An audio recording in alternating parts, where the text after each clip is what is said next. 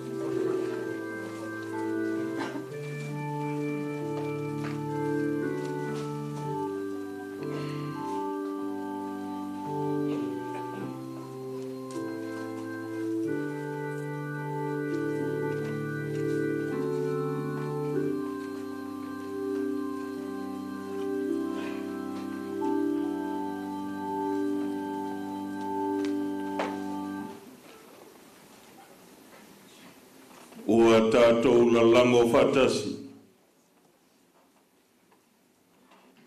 Ma putu no nofo ili nei ai ua tātou tāpu wai tasi i ai. Ina ua motu le vasa le sui ngā ula talilangi. Ma ifo i le tuunga mau le sui ngā ula nai le papa. Le mafuanga leo le tangi o alisi a ua poto lana whana ulotu. Ai le pa i o ainga. O ana taulanga soifua o alo mani whanau. Se i o tātou pātipatia le alofa ma le anga le lei o le atua. O le ana lana tangata na whai. O maia se i o tātou tāpo iatu i le atua. O na lātou alalanga tu lea i le atua i lo lātou pua ngā. O ia au maia i lātou na i o lātou ti ngā. Waliua ia le whai le malu. Wa usitai fo ia te ia o le matangi. Wa taoto ia te ia o le au pe au. Le o tie o fea ea lo tui. Le tunga maue o fea ea lo manu malo. Amene. Tule mai ule amatalotu.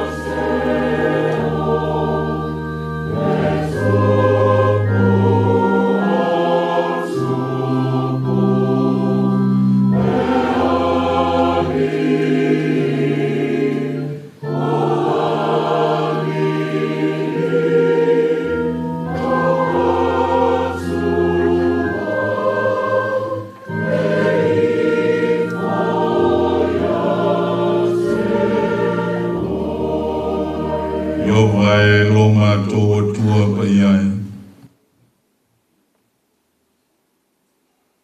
Ua mātou tāpu vai tasi ma le whanau ma ainga ma whatia whanonoa o wō mai ua masani mau tangata lotu le nei fiafi.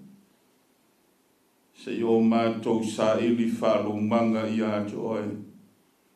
Ona ua mātou mole manawalawa lale anganga. A fio mai anganga pa iai te pāpatiswa ina le nei sauninga whale ainga. Ina ia to atu i atu oe o le au pe au ke liso o Yesu. Amene.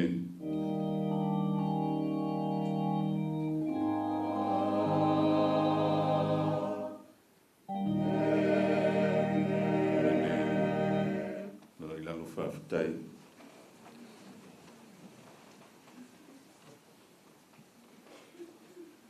Nei me ane o au sopo i le pālea. Ona le tua le leile upu tau mawai le toina i lona awhawhine. Ona oe Samoa le atunu mamala e pa ia oe. E solinga tā lo tapu a nuu mau tapu a malai ma le vai tangata. Peitai i lo tau fi ua siu whanua Samoa i lana nganuu. Ai mata whanua i le tala lei e mangalo ai so mātou leo. E wea ia ue whai masui o leo whai ngaluenga ma le awatele. Whatalofa ma whawheiloai. E le alo ma whanau e whasino e le lo matua leo. Tu lau au tautu taulangi. Ai ale ta uso. Uso mani tuangane pele. Waane le sumai o lau sunga i le tiakono toina. Le foia mai tau o lo tātou nu timea i le nei sauninga maulupe whalele. Ia o ila tau o lo se ei tofi o le kalesia. Le au whaingaluenga ngā lulue, le tamama lo manumalo ia vi, o le whaiwheau na taualunga iai le soifua ngalue o le nei tina. Matangaluenga i tai amua, ma le matangaluenga i Mangere East, o le au whaingaluenga susu mai, ma le tala mai o au. A whio mai. Whaafitai le tua o momoli mai lo tau soifua o le toe aso sā, o le taso sā taualunga o le nei tausanga. O le ua tātou poto. Ia se i o tātou whaafitai a le tua o na soifua o le nei tina. Nai whaasirsilanga, lai titi a lea. E te le maua tūlaulinga ngana. E te le maua le whale ui, whale le tā ua le maota nei tonu nei. E te ulu fafo, ia o na e whaasanga le i tū lea, ia o na e maua lea a whai te tala atu, whai te toa leta o toile o e se le potu nei te iai. Wawe lau alu le akoa, ngai kango mai leo ki au. Ai a whai e mūre me nei, o no sa ino nofo i whapenai le o se meleanga le tātou o whaatasi matari langi nei pō. Tātou pese, taluai, o no au nei o le whaiwhi au me tutisi, o le a tātou tāpua i a wanga wha me tutisi, e ui au le pese e whakasa, au le a tātou tūla i mai i a wanga wha tāpua, tātou te langi nai le pese nei, waso ono oli nei, se lau wha pese le whakasa tātou vi le tua pese. Oh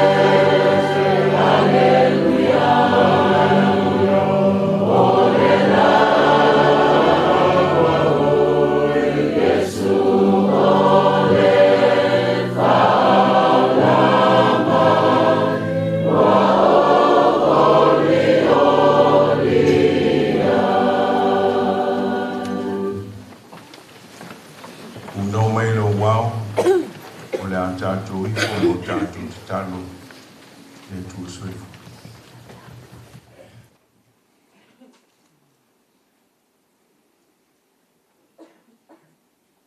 Moni mawhamaoni, o pespesenga mabi inga na langi ngai, lovi inga le fiafi.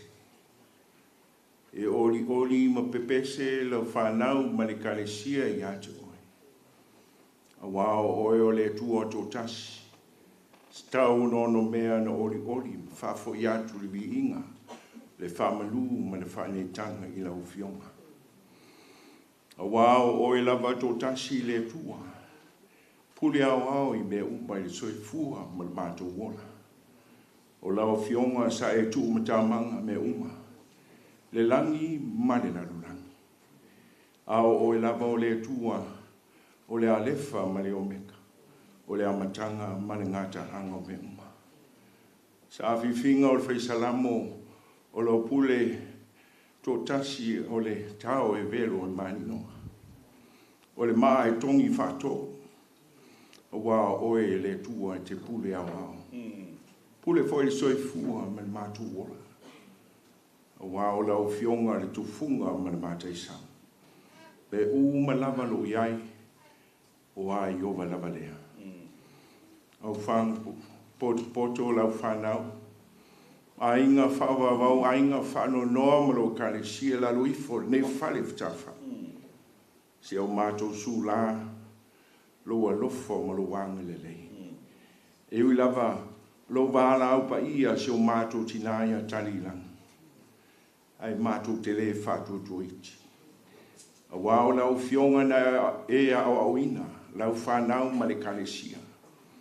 A mu I e whano noa, a wā e wha maa whanaina I lato. Leo mātou iai le naro ifo le nei manu. Ma poto ai ainga, ngā lua ainga whawawau, ainga whano noa, ma loe kalesia. Seo mātou sufina, le ti ngā o le maliu ma le oti.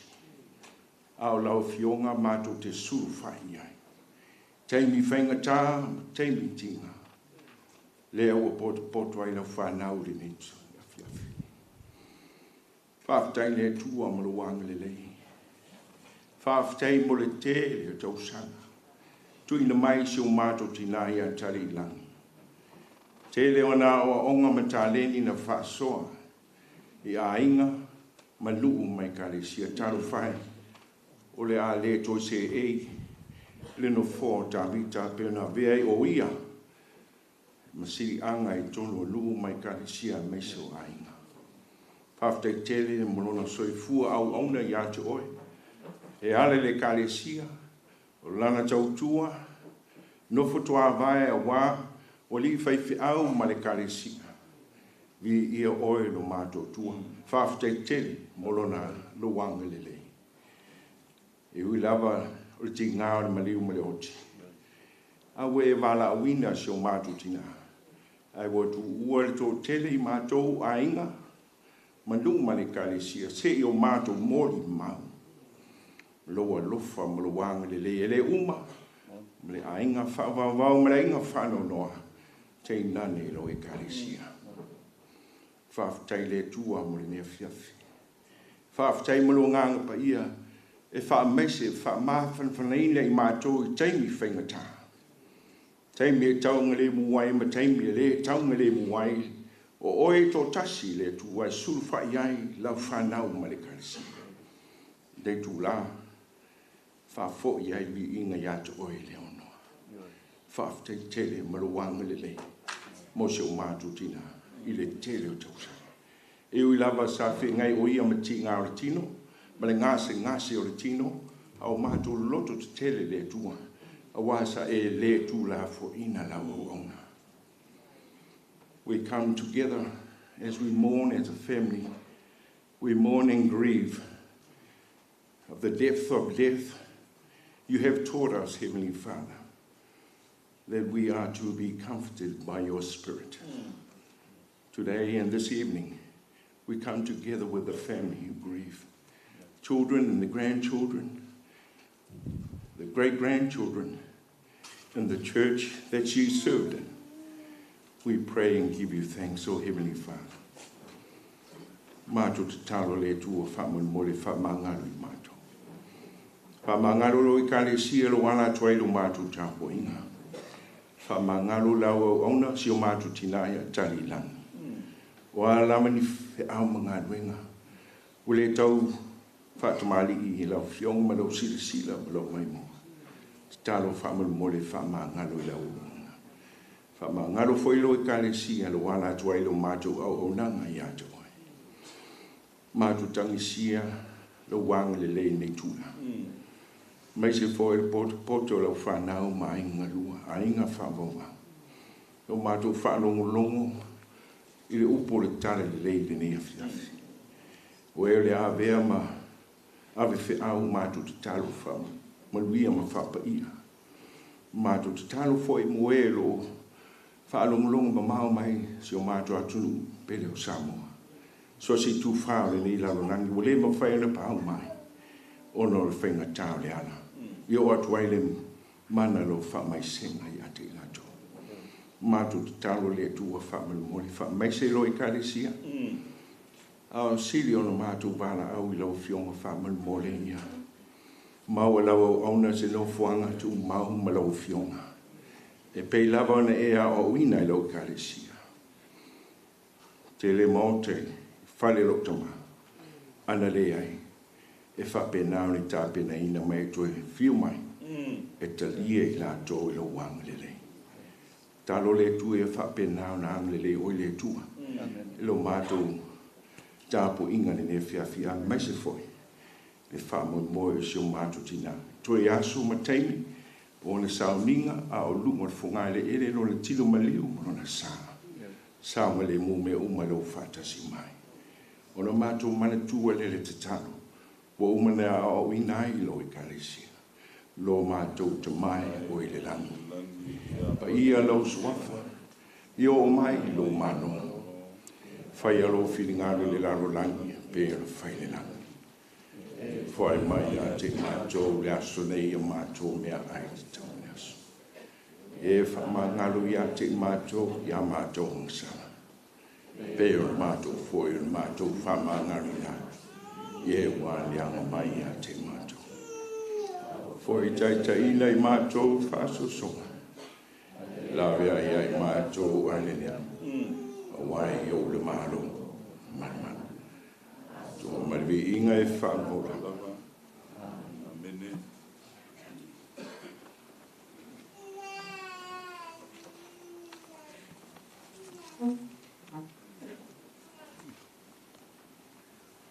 O a fionga pai ale tua.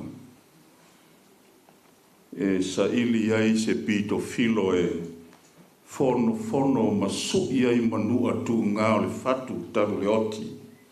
Ioannes o maleono, koe poe ono, whangata le iwa, sfurfitu na taupu, sfurtasi su malwha e so ula, whaitaunga e lua ia whaafonga. A waileia sisi o saumatu santus pa ia. A ua tutumu tau loto I le whanua noa. Ina wau whai atu I nei mea ia te outou. Ai peitai iau, o le opu moni lama o te whai atua ia te outou. E au ngā ia te outou pe a ua alu ese. A waa whai o te alu ese. E le maliu mai le whesoa swani ia te outou. Ai a whai o te alu. O te awina mai o ia te outou. A maliu mai foi o ia. Nā te whaelo atu I le laro langi le angasanga, ma le ami o tonu ma le whamasinonga, o le angasanga, a wawa le whaatua I a te alu.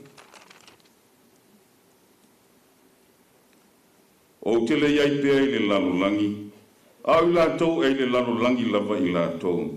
O te alu atu foi I a te oe, le tamapa I ai, I e tausia I lātou I lo suafa, o ena e fua I mai I a te au. Ina ia tasio I lātou whapei o I tā ua. Wa au tausia I lātou I lo suafa. Ina ua o ia te I lātou I le lalolangi. Wa au leo I ena e fua I mai ia te au. E lea fo I so lātou ua whano. Nā le tangata o le malaia. ia taunu uai le tusi, o le nei, o te aru atu ia te oe, o te whai atu foi nei mea au i le lalo langi, ina ia maua i lātou lo oli, ia ato o toa ai te tonu ia te i lātou, wa autu atu laua fionga ia te i lātou, wa ino foi le lalo langi ia te i lātou, a wae le o ni lalo langi i lātou, fa peo au o te le so le lalo langi ia.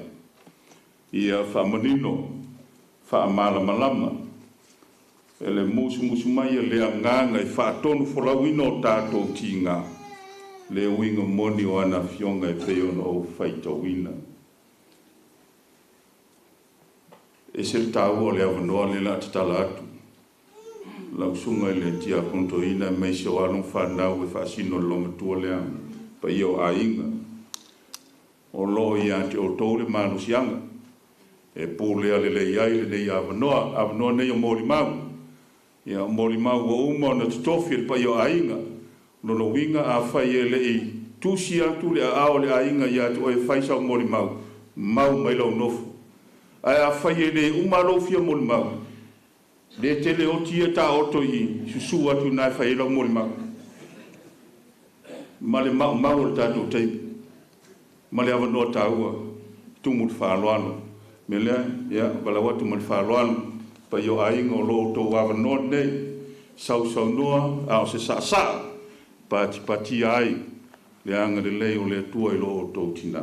Tai ao, mori mau ta malolo, man malo iawi, maisi o le toina, ti akono, manisi, ia o na tau alunga leo lo tātou whangoe. Maulo tō avanoa sumai, tala mai o au.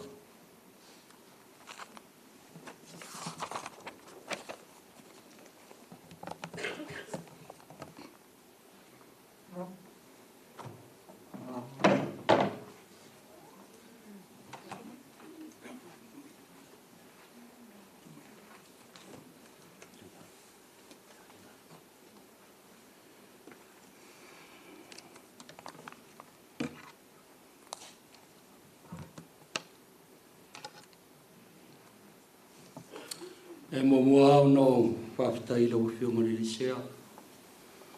Mo le neia wanoa, mo tui na mai le ainga. E whai e iwa o masui o le ainga e talaina o mori mau le neia fiafi. O le a whati mangalu ia e le awa na i san murianga. E tofu ora le vai o le tumasanga. E whanga fuare no fuanga i mangalu se leo.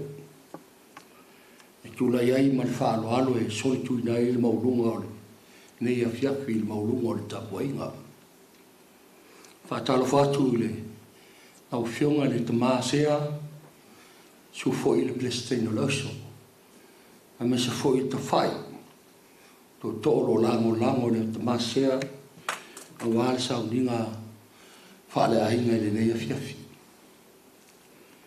O te whawhelo i atu, le sunga ino sunga me pone me whitua, o le sunga o le te uloa le karisia wao e whakasā.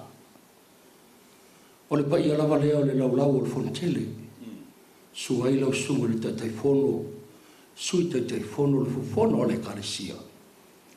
Ai me se lau sunga me pone, wa maulunga ile ne fiafi.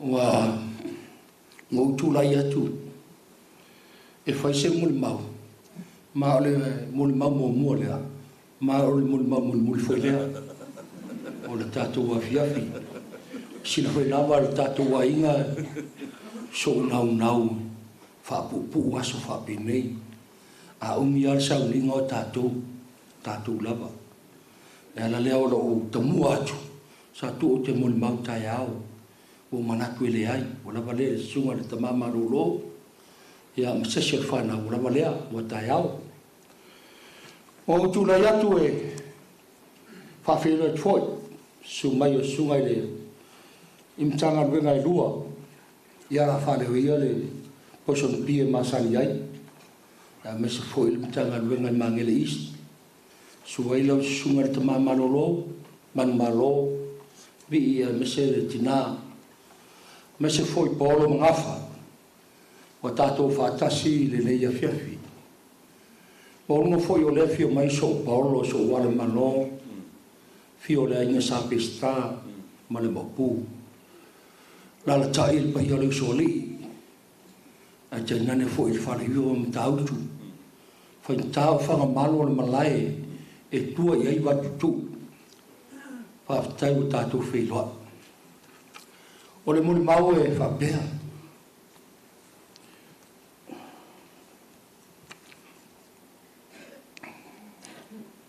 O maua mai le Isaia e ono sumare ono whai pasu tolu.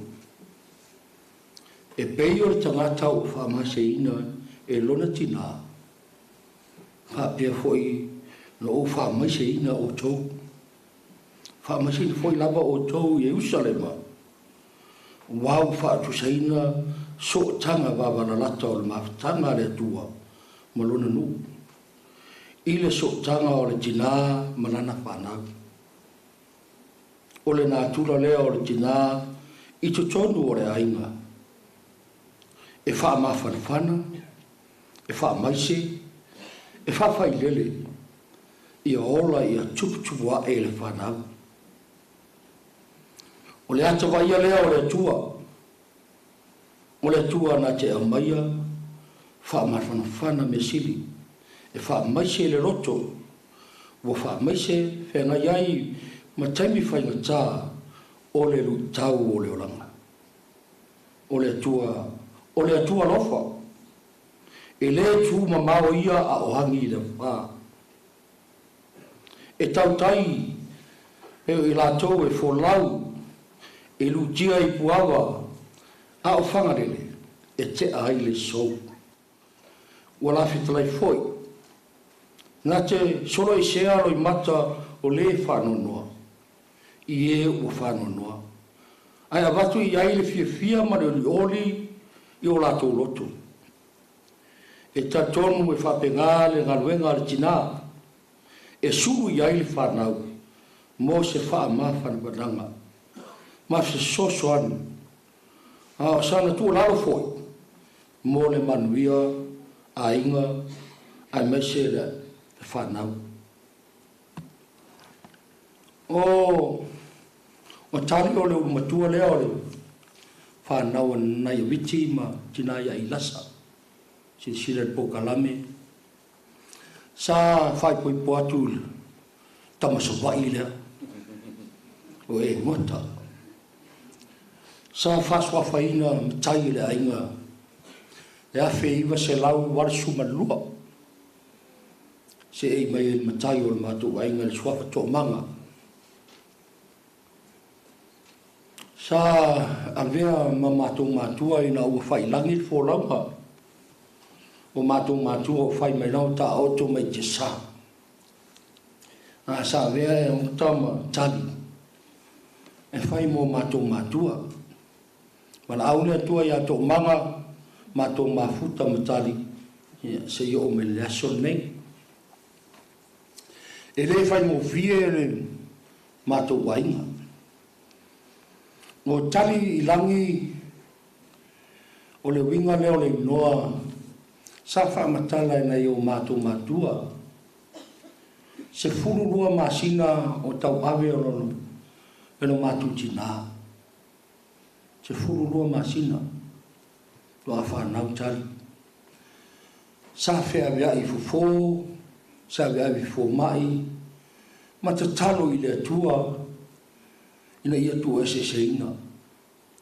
Pe tai wa tali le tua, ua ola tali, o le ala lea o lon suafa, tali ilangi. Ea, o le matua lea, sa ina le su o le taia. Sa onga, il colisio Samoa, e tai na mo waisa na wo teine i malie o marina o le awala na tali na o mai nei New Zealand o le tangata ma sa ili mano o sio matu ainga Wa whai poi atu ia tō manga o te whaafitai tele lava me le pone. E ui ana sa wāre te manoa. Whaafitai tele a wāla mai no mātu waina o matana wai mai. E le la ngā o mātou. O whanau o uso o mātu tamā. Wa tu whaafine o mātu tamā. Ia whapea fōre ainga o mātu tina si whanga. Ngā mātou mai mātou nofo ia tali lae. Sa whai mese me atu. Wa rau ta mo e leo mareka ma. Se me atu iaso ia. Pea aita tō manga. Lelea, sorry. O mātou mātou nofo. Ma warto o tangata, ianu, wapena. A tangata lana, na wala mai isi. O mai le, waru tonu. O sau ro'o nofo ai. Sa o whai ngaruenga, o lau ngaruenga. O ni mea sa whai e tali, sa ne matala te upusilan ena le, a mai li tonu. Sa o whai ngaruenga le. Whai ngā le social welfare e wendei. Sa o sau ka muta. Whio noro alanga i tongi nā taimi. A o saula, e avena i a tali le te upusi. Pa warela o tala e whai a tali. Pa mole la se tupe na i o mātua. Pa warela. A maila tali se tupe te au. A se futa la whawhetai. Lawana. Ia, o le o langa le winga o lau tala. O le tangata wa mafu ai o le mātou manuia. Sau le se uso, le se tuangane, le se ainga. A o le wha wo, na mafu ai na o mai nisila. Wa mātou manuia, mai monia. Wa mātou manuia. Sila fia le mātou ainga mo le mātou nu. Toi hao lo uso mo lo tō file le Samoa. Whai arka o wanga pisingisi ar kōrua rea, ko so kure kura lesi, mana mwari e, a laku nori piriti resi. E whape ngā, a o mā fuanga manguia, o le sa ilinga nei tangata. E ui ngā saua. E ui ana saua i a mātou unga. A o le tangata e saua i le mea ngā. Mātou mai mātou lotu i posang piti nā o te sau i leo o se me tisi. Anu ata lotu ai o rusita. Au kawa aise loku kai au, pese le uri, anu mara fiafi. Au mātou lotu i, mātou nofo i. E Harcourt Street. Mātou nofo i nā. Sa iai ma alona ma pepe ma le whanau. Ia mātou. E o ai hafua le, mātou uma. E le whai mo fie. Tumu i o lau rotu i o pia whai tōna i lo sa. E uma se ki lau, anu le si vai, se ki a kule si lau, koe sau. Pe wha kua wharima o ka aile, wange a kulo. Ale whakari a, ma kau wainga ma mai, e piki au e o ia o ngā mea, whae bangaria. Ka ke le masangi a waru la kai, or kai kia. Nga le umare loku ka aru kai le koe inga me. Ia, o le ngā ruenga ngā sa whai a kani, o le sasi a, sasa. Ia e le whangaruinga le tina.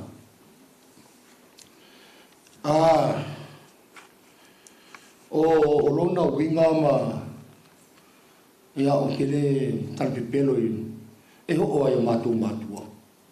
Noi. A sau siok ta maa mai sa mua e sau e sesi mai. E nofor whare taipi a le nofor pipui. A ngana kuna i whanguisi ko inga e maki o se mora wau. Me whapengan ma whakanga mo mātua mwhanau. Ia ka e whare whiawhi woro ko ima ko inga. E whapenga e musu foi leo ke raku waksinga whamoro ko inga e whakia e vai le tapi. Ia mangaku i olo makua. Ia o winga ngā o tina. Ia reo pauia ngai mo mau e le tele. A o ke karo aku ni pa ia o le kātua inga. E kaunga kāre whiku o umara kako family service. O ka karo aku, o whai aku se uso le maranga mai Samoa, e sau whai sanga moni mau, mai le e le raku. O ro vika i ka kare pēr aku Samoa. Wai raku no Samoa, pingi lo mara kamare. Wa le ula vale i o le lida. O le makua whewhea i a tari o le. o so le sa mai samo apa mai de ana va o la val ka ku me le ia ka ku ainga ya lo fa mai a mo mau a me se foi le ainga o se poinga ia lo ke le va mo ia ka ku mafkanga le o fai langi fo la ngakari ia wa makua o ka ku ainga ia so fo mai mangea a me le mai pati mole ole tata mua le na le fiafi e fasi silanga le fi fa atu o fo mo sa tina le o le fa lo mai tia o le no fuanga e fa il tatu i puti nei le fiafi fa tu a mai ata pena le ma va no le ho nei le iva no vinga la fu il tatu lot a fai e te la mona o e fianu fale au ki fa ka di fo di ki a do fale fa so i fu ele me o ngalo ya cha o ye lo tu la fono me ne o ma ya o fa lo tele toma tia konto ina o lo tu la fono mo ma e sale e sauni e la unga tu te na fa la unga pone e ti to saulo e lunga e mo ma e ma pongia lo ya cha e la unga e ma pongia fa mo mole tato ave fa lo tato fa la unga lo mo no fuanga i lume nei fa mo mole no foi fo per no for saina to tele la to lo tu mai fafo o wa fa mo le fa lo atu 9 p.m. fa to already ta to no winga mo le no but don't make it boring mo le no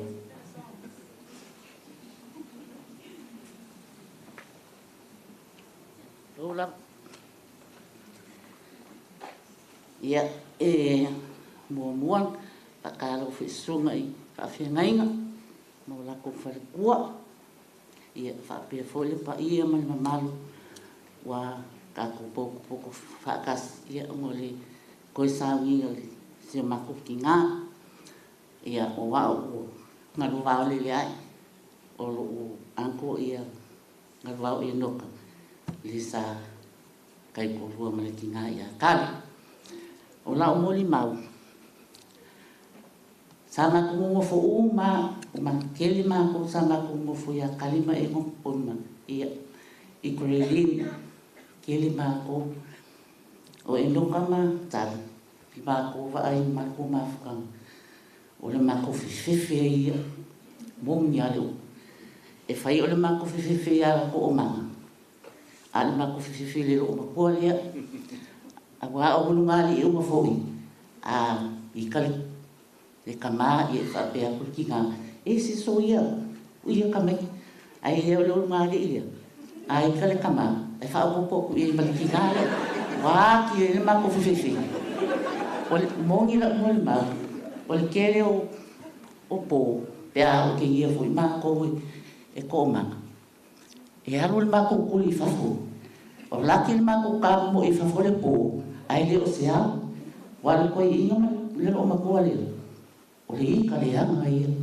e o a foi sia la fanga o le o lai e vai ngale o miliano lo lang la ko uma e ka mo e uma ko ia na ko e a fi ko la ko ma ia masilo ma ko o pepe ia o so fo e ka mo e ko ia ma pepe ma ko ia ma ka mai kai lo fua masalo ma ia na ka ni ka mo la ko le pele ala ko ma ka ma ia a ma ko uma e ka mo e fefe para ai a ko mangama o ngol fa o popolo ma ko ia ai o ngole alo fa kama alo fa kinga ia ma ko le ia ma ko wa fai langi fo la una le sto ia mareta ia a wa ma sa fai mo polonga kalima ko ma ia nga na ka mo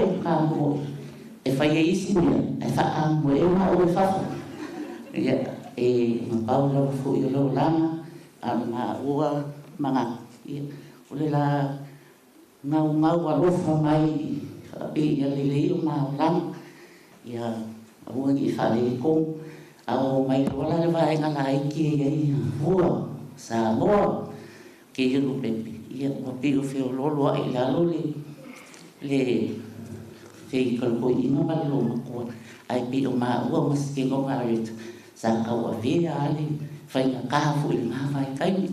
Ia o le ngā maula fu i o ngai ngā kua i ka ia lelei o lana. Lelei i whawhikai e koe fu i ki ngā tali. Ia whawhikai, i o ia fu ngā sawa isi kai ia o ia lofa whaki ngā ke mga o inga i ka lelei ngā kou. Ia miliama ma o kore whanau. Ia leo male ki ngā kua. O kore whanau ia lofangia ia kowalofa ia miliama ma whai miliama ma sa lisa mo o ngā kua. Aru lofa ia miliama o ko malaiki. Ia uska ia miliama ma o whanakua iai. O kore kaptau pareki ia miliama. I o lese, o se mau mau kupule ma ko foi ma whana ma ki ngā ngei. I ngā ia kari ma i o mā kua o ngai wha pēnā o le ai whainga kāma i ai o le mea lea o le alofa i e le oma i a lese mau mau pupu i se o mā kua ki ngā ngei tali i a kau ia i no ia whainga malawa mo solo whaana mau le rāu i a malea ngāna whakatai. Amen.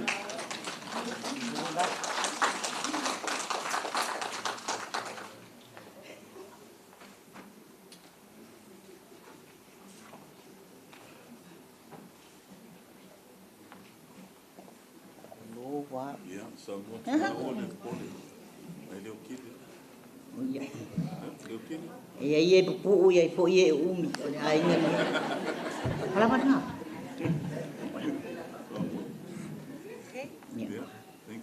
Teo kulanga ngā leo kau apa i runga le mea le ke oa pa uses. Ia wa au o le uso tan. Wa o le uso taria inga o tari lani.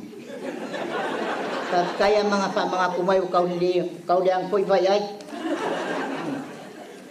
O wa o lo na tolu o whanau.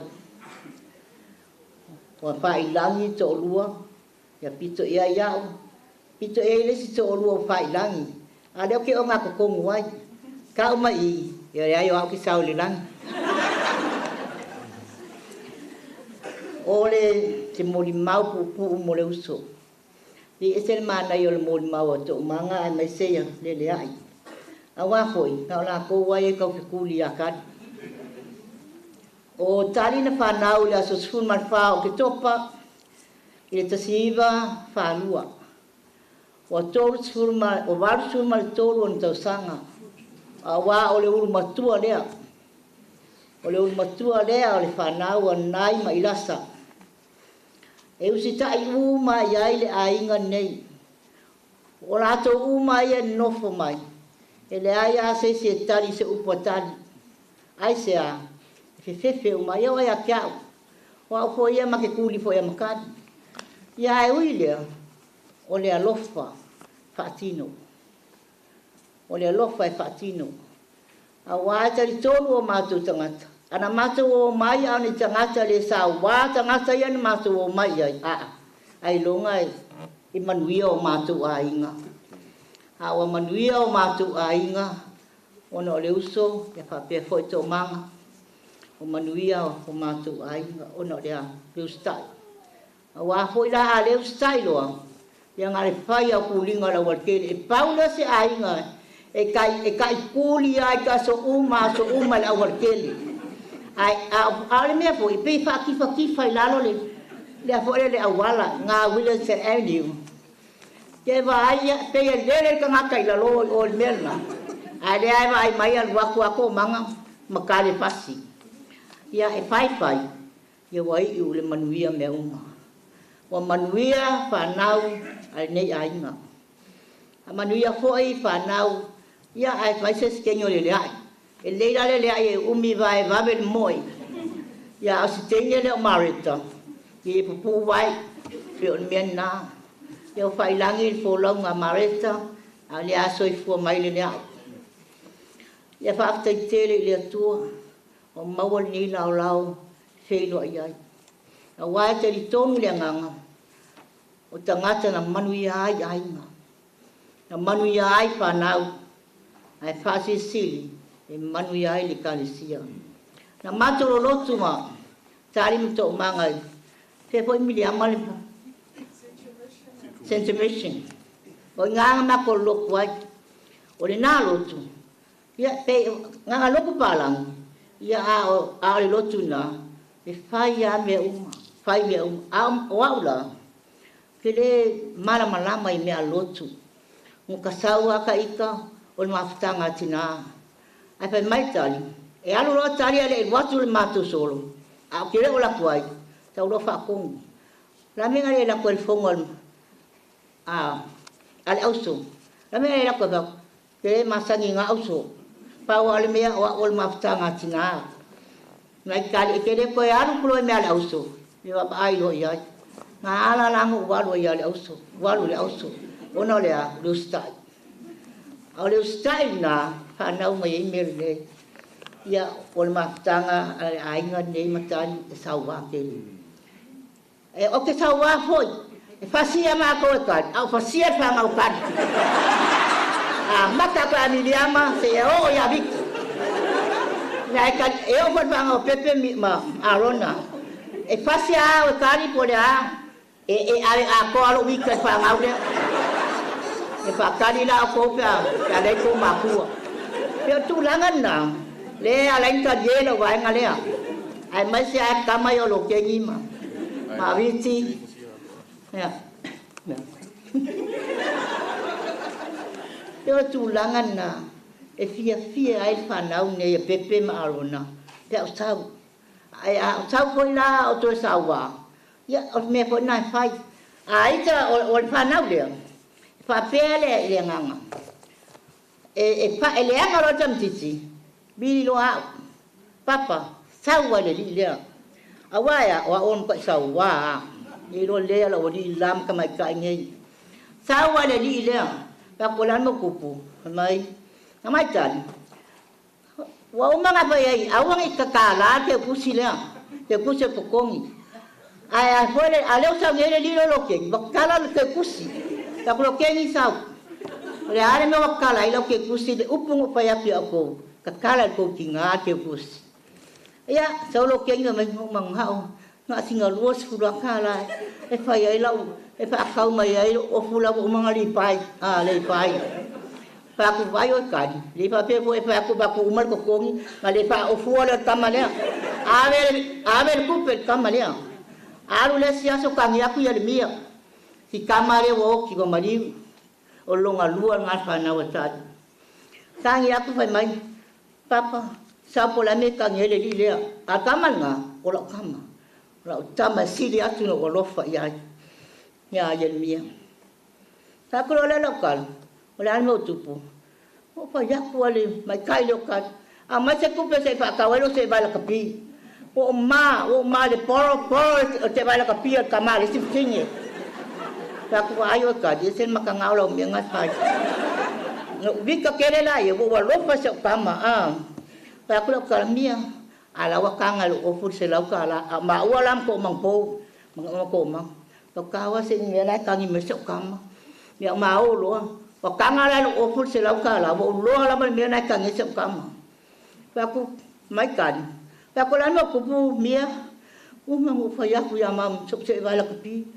Ngalo umma awo ikat pa finge angal ni kam kiki lo polo inga nga o se bala kapi kali kere rol makangal me nga kipai le pa ya ko ya kakala o ke pusi nga le pa ya le mawa lo ka kamai o pa ya ko ya ko mangpo bai sa oi sa ka ko mori oi e bole o tau ale lo le o ir ka o pa via ka o se vai e iba suri va kala pa pa ke kauli le malo se la kala le tau yo se kama o ki kangi kango se la kala le ngalo le mapo fa ye o la wa kupe wa hoi la hika hoi po ia pa ave kupe ai mia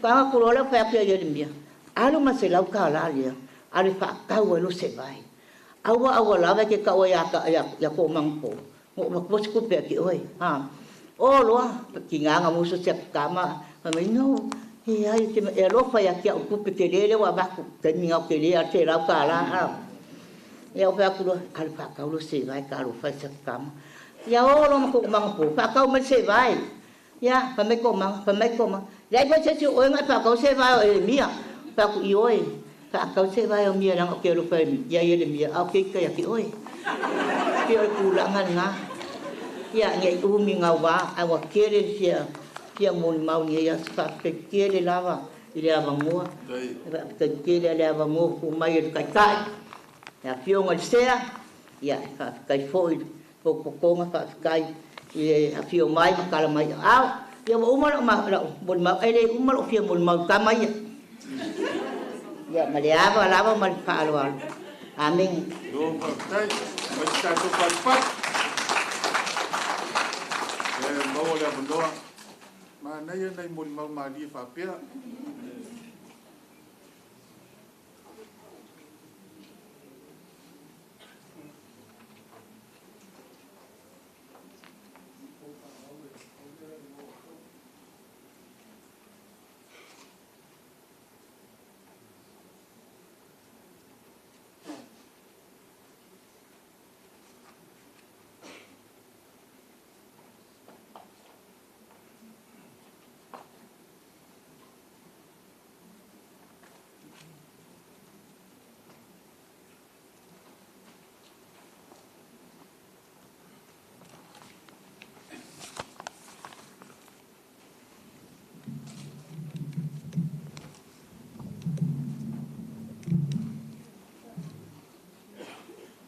mai fa on ale no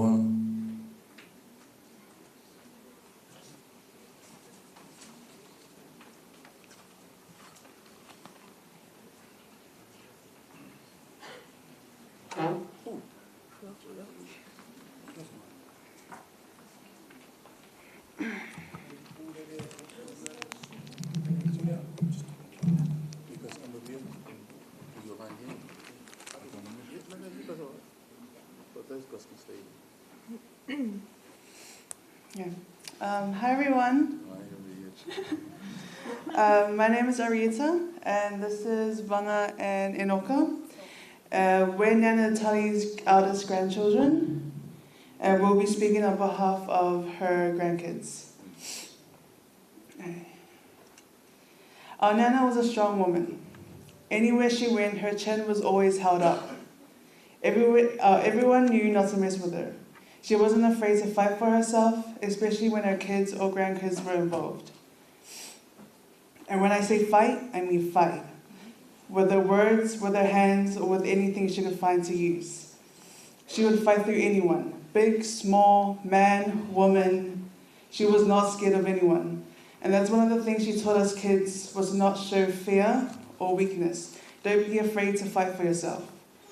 Tough love was one of her love languages, which was eventually passed down to her granddaughters, and which is also why us three are the most unavailable ones, most emotionally unavailable ones. Nana was very pretty, and she knew that. She loved it when we would compliment her. She took pride in the way she would dress, the way she looked, but also in the way her grandkids looked. She was a very vain lady. It makes sense, because we are a very vain family.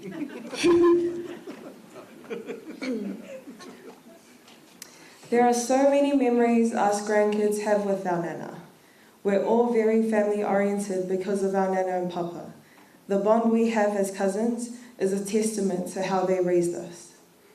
We all grew up at what everyone most probably knew as Mount Wellington, but to us kids, it was Nana and Papa's. Nana and Papa's was our safe space. Our Nana always made room for us. She loved it whenever her grandkids would sleep over. We would all sleep in the sitting room and then be woken up the next morning by her watching TV on full blast, sitting in her chair that no one else was allowed to sit on. We had a birthday tradition that started when we were kids. Every birthday, we'd all meet up at Nana and Papa's to blow out a cake sitting right next to her.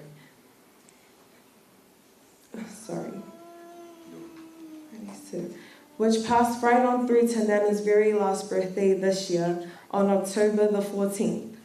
We could go on and on about the memories we have with our Nana.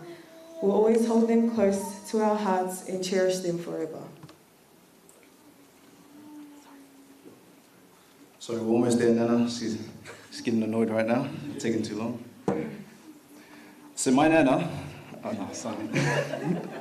Nana, had many values that were important to her, and that she made sure to impart not only onto her kids, but to her grandkids too. There's a lot I could mention, but one that holds significance to us is leadership.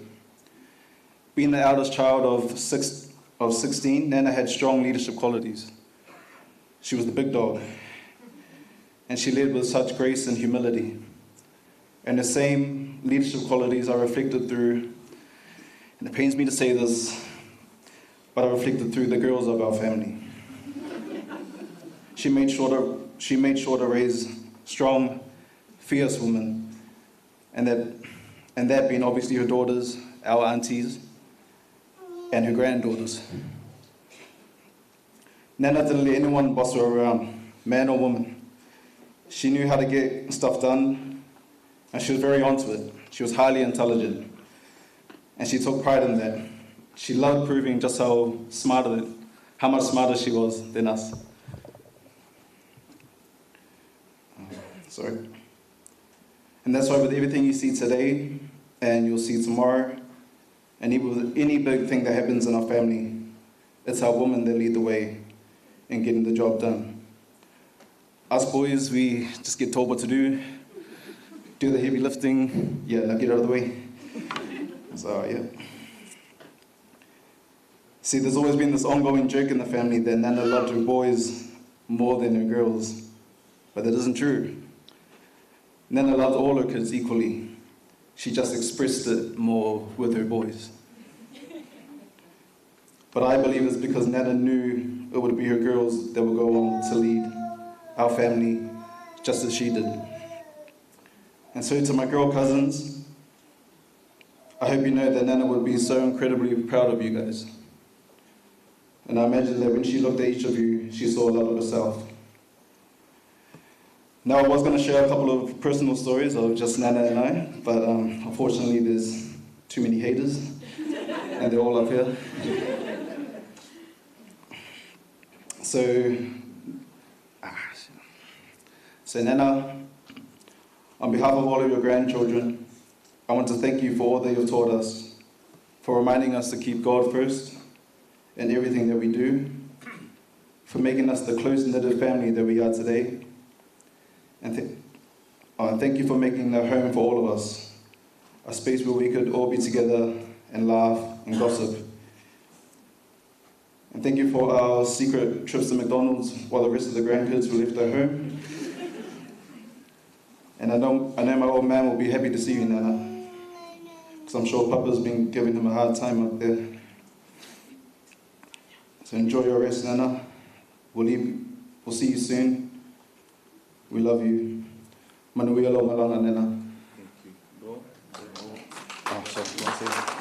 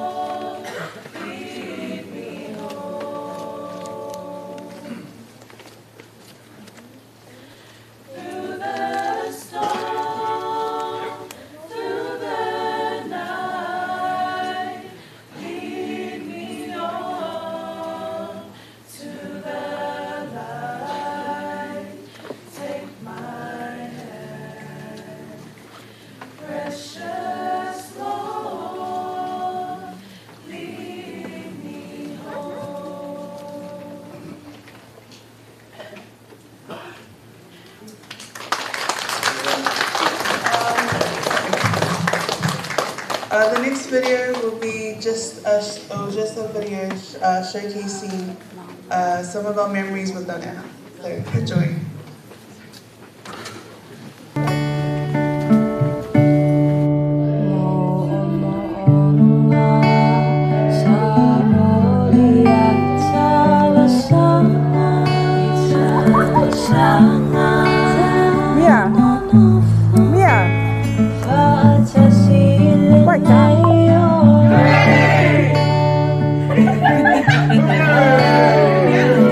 That's no good. The purpose of ours to be closed. And the food serving area gets mixed results. I'm just going to monitor.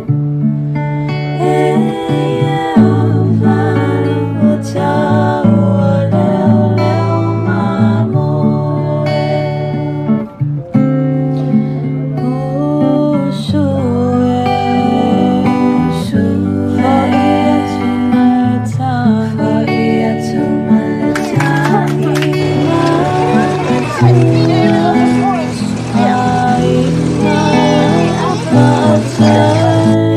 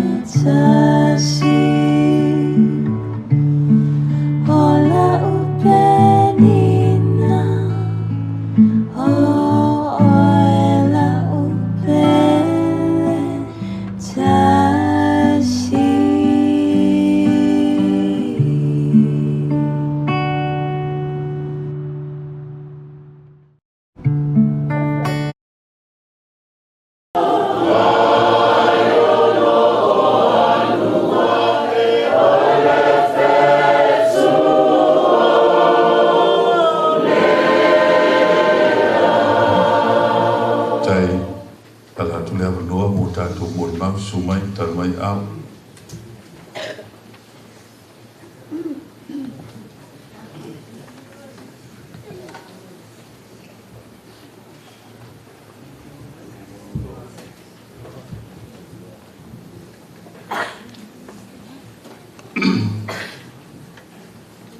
After the film seven of no,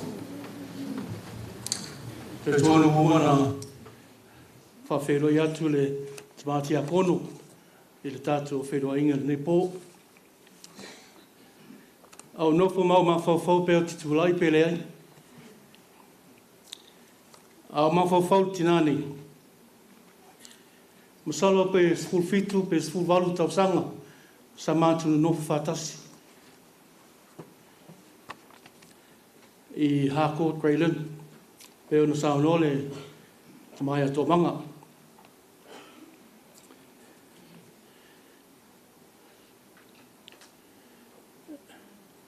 Nā vai teimi sa vea ia whanau a tō manga matali ma mātou a inga tasi. Sa ta ua lātou huso mautu whawhine. E o mai lava le nei aso. Au te whamaunia umatala sa sauno ai a te mam tō manga mare tinai le ai whapea papa i le sawa le lau anko tō manga. A wao mauma i ele mia sa pito sili o la tinga ina i le whasinga o te mani. Al tinalea ina nei umisa tātua whiawhi. O tūlai atu e whai au mahuso, whai mastoi au huso mautu whawhine. E whawhtaile a lofa ma le anga le leo tinani. Whawhtaile na tausinga iai mātou, tele o tausanga. Whawhtaile whai uso le lei si au tina. Whai langi whalau. E le ngalo, e le mwhaina ngalo. O le mātou whale I Harcourt. E ona sa no tō manga. A tu ua pese pe tu ua lotu ia sa e tumu I tangata ma tō lotu. Lea moli mau ia ta māmatua ia mkaafa ma loso. Ma nisi o whailangi whalaunga. Ono lea la lofa si o tina lei ma le mātu mau mātua ma tō mahi tō manga. Tali. E le umisi tala. O le mea o le atoe whatasi, le toe whairo inga lo tō kalapu I Harcourt. Lo whaku ngai au mākua, lo whaku ia tō manga, ai mai se o uso pele I Yeremia. I manuia lo malanga, no mau so no fo mau longa lang, soi fua, ona Yesu.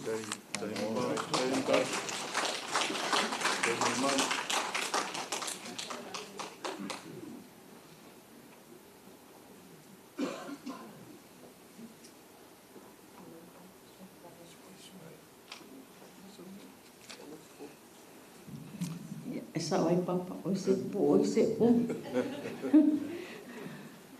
Ia, patsai mo lo mano, patsalo fai songa ale ansea. Ia mesu songa fa fianga mo la to fatu. Patsalo fatu tsama man malo ya vi man fatu ya ofa. Ia mesu no patsalo fatu I pa ia man man wa fanga pot ne fiafi. A talo foi ainga na lua, ia masi o matu ai. Ia le atua. Oa o leu so tali. E se whaila o sauta. Loa ngai. Ia e whamanu atu ia o. O mea o foi o tutoni a te au. Ia whamanu I lona sua whapa ia. Loa ngai. Ia e whamanu atu ia I leri. Awa foi ne ngalo se me tasi o na me alofa. O le tarana ta mai piu. O ta mo ta hita. Ia vi ia le atua. O sa omoni maa. O au enu mela ono I le whanau. Ana nei awiti. Tonu mai wao. Ia mai I lasa whai wao. Ia na ono aia. O au. Ne se no mawhanwhanan mawhitanga masi oso. Mo malvaenga lai Australia no fomai. E tia ia na wa ia masi oso matua lea. Sa whaila o miti. Tainio soifua o matua. Ale wa ho ala o miti. Whai mela o miti. Na turia o elo tama. O te whai a Tali. E sau. Toi a o ia lea ni sau. Na lo tama. E mana o lo tama matu tena no whawhatas. Pe mātitiwa, pēha. Ai lai no whawhatas. O saunoa o la umiti le whai. O saunoa whai atu e Tali. Le whai mai to ina te alatu. Whai mai te le alatu. Na o no foto e ale maa. But o te le alu fo i la langa nei te le alu. Le lawa sa o mo i a. Wa lewa no fo a une. Ma te to o lua masi o so matua. Ai o umale vaenga le au se Tali. O no fo a. Ia maho. O le keimi o whai atu e o mai. O mai a Tali. Si o so ia papa. Masani ana sau. Ia a sau. Ia no fatule. Fatalia ha umo wala tu moli oi Australia. Ia sa. O te alu am moli se o uso. Ona o te sau wai lea. Ia lo fola o te sau fat. O te baba alu. Se i go vai aso. No o te alu fo le moli oi. Ia. O se o uso le o Tali. O ha o sa uno fo sa moa. Me tausina i o matua. Ni whai lo tōrua. Mana na whai lo wale lo tōrua. Te alo whai o mātua le sisi tausia. Ia walu lo tama le whanga. Le tama mai o i matau tu le whanga.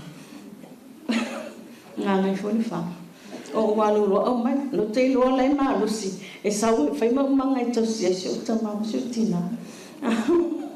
Ia male awale ila ia lai tu tō mangama. Tō manga pōng. Tō mai akupu. Ia mai awaenga la i tifo. Ia o au la ia. O au le na posi e Samoa. Ina o mai ima waenga le nei. Ia ai te wa halu al fa mesi o tama. Ia sau o mai ia o New Zealand so e se luma nai. Ai toi pia lua o male o ngale awali ia.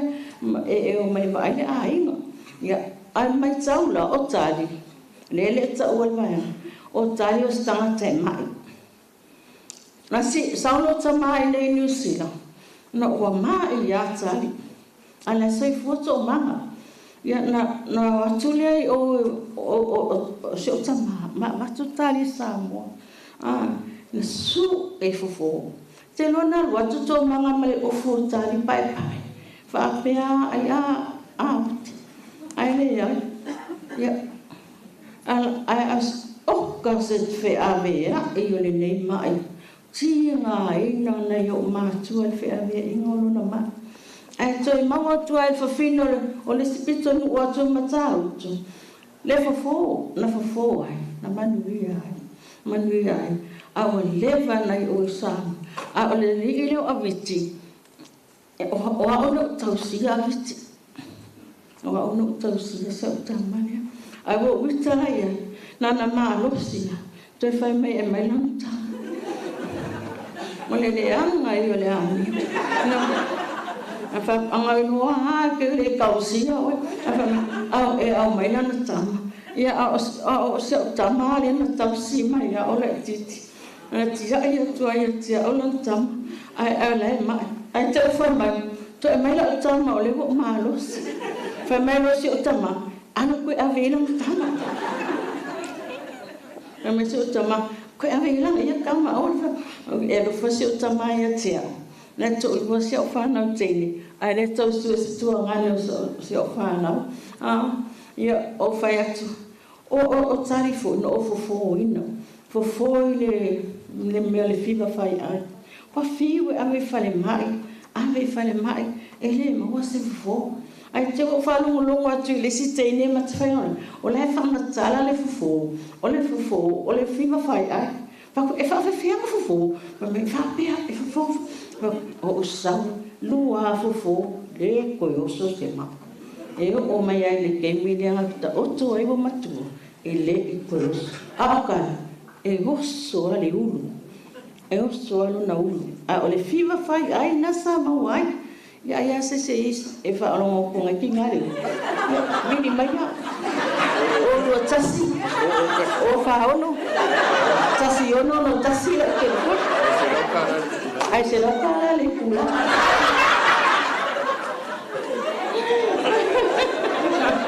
Ai. Ia. Ese le mai o ne sanga tuta. Langa lele. Langa lele whamatala vai. Ngale. No foi o tinha aí na tosi ma na o foi o foi no tomate sa ine walo ma lo si o sa welo a ko mai foi le ave fal ma ave fal pa mai so kan fo fa ka e ko fo le na ma lo se vi ia le pa ma no le su fo le tu le la tem ia ka lo fai ma fa na ma fa se o sole o tu sabe assim. Ngale ai se lo ai nga ma wao. Se o tolo ma se o tamatene to tas. Ana o skali de so kam kengere ka o ila mo foi o skali. O ke ia wa o skali la vai nga. E ka ia kuai vai nga le mala ko ia mai. A o ia makua. O si o kamale kiki le mo ke mo fumana ko lo fa. Ese o kamanga le kausia. Ese le lo ofise o kamare. Fa mam. O ka ko e asikali uma fai me ai. Ko mai me se fa ma. Ko le ko pe ya la sa. E fa ka se me ko sa me ta. Kai me ai ko lo se o so o mai se kam se fa mai fa mai ai a se au le o la fa nga e au le ya la fa nga ka awai nga mai ai o lo granddaughter she always say oh you look beautiful hey vai la ya dona se granddaughter es al kai ai kai se o kama se o kama na chi e kai fa me e ula vai me la que kaubika la mo se pelea le ame fa ya o malo kama o la vale que lo kama ya la ma ko que le ko sawa ya si o caro fa yo o le pele sa o le pele se uso ai se ya le va ai me ya te no foi tosi ai ya le la wa Tali ia le tuai le tau sanga tele tato mafuta amui o ia na o le valsu tolo to sa ia wa ulele fatu afitu su tasi o to sa ai faftai fo ile tu lo fitu tasi to sa o te matia wa o te o ale i se fu thank you lord oh lo I came for myself to Malaysia Australia mam la wala tari fa feo e ka ko bolo le o le siva ngai ko ke ka fa o wala bole vana mana o miso tamala o matio fa o tele ala tu se o lo ngai tu lo uso e la lo palpal fa to a lo le no la tu ai o te alo te tafao mo sau alo tafao mo sau ia tali a fitai lo fa ia tia o misia lo saus faftai le tu na tu samo fo ya tu ya ti oi ya man via la malanga fa mangalo mai fo ya o pa fo yeso se ele tava e me se fo ele to lua mo se fa na ya ma go so no fo ngale la man via tele tu ya fia man via le tu so sunga fa sonu ya me so sunga fa feranga mo la tu fa tu so fo me man via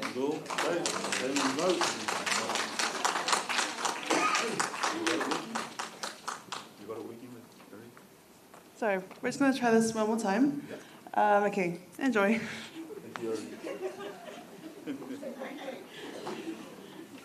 If you say so.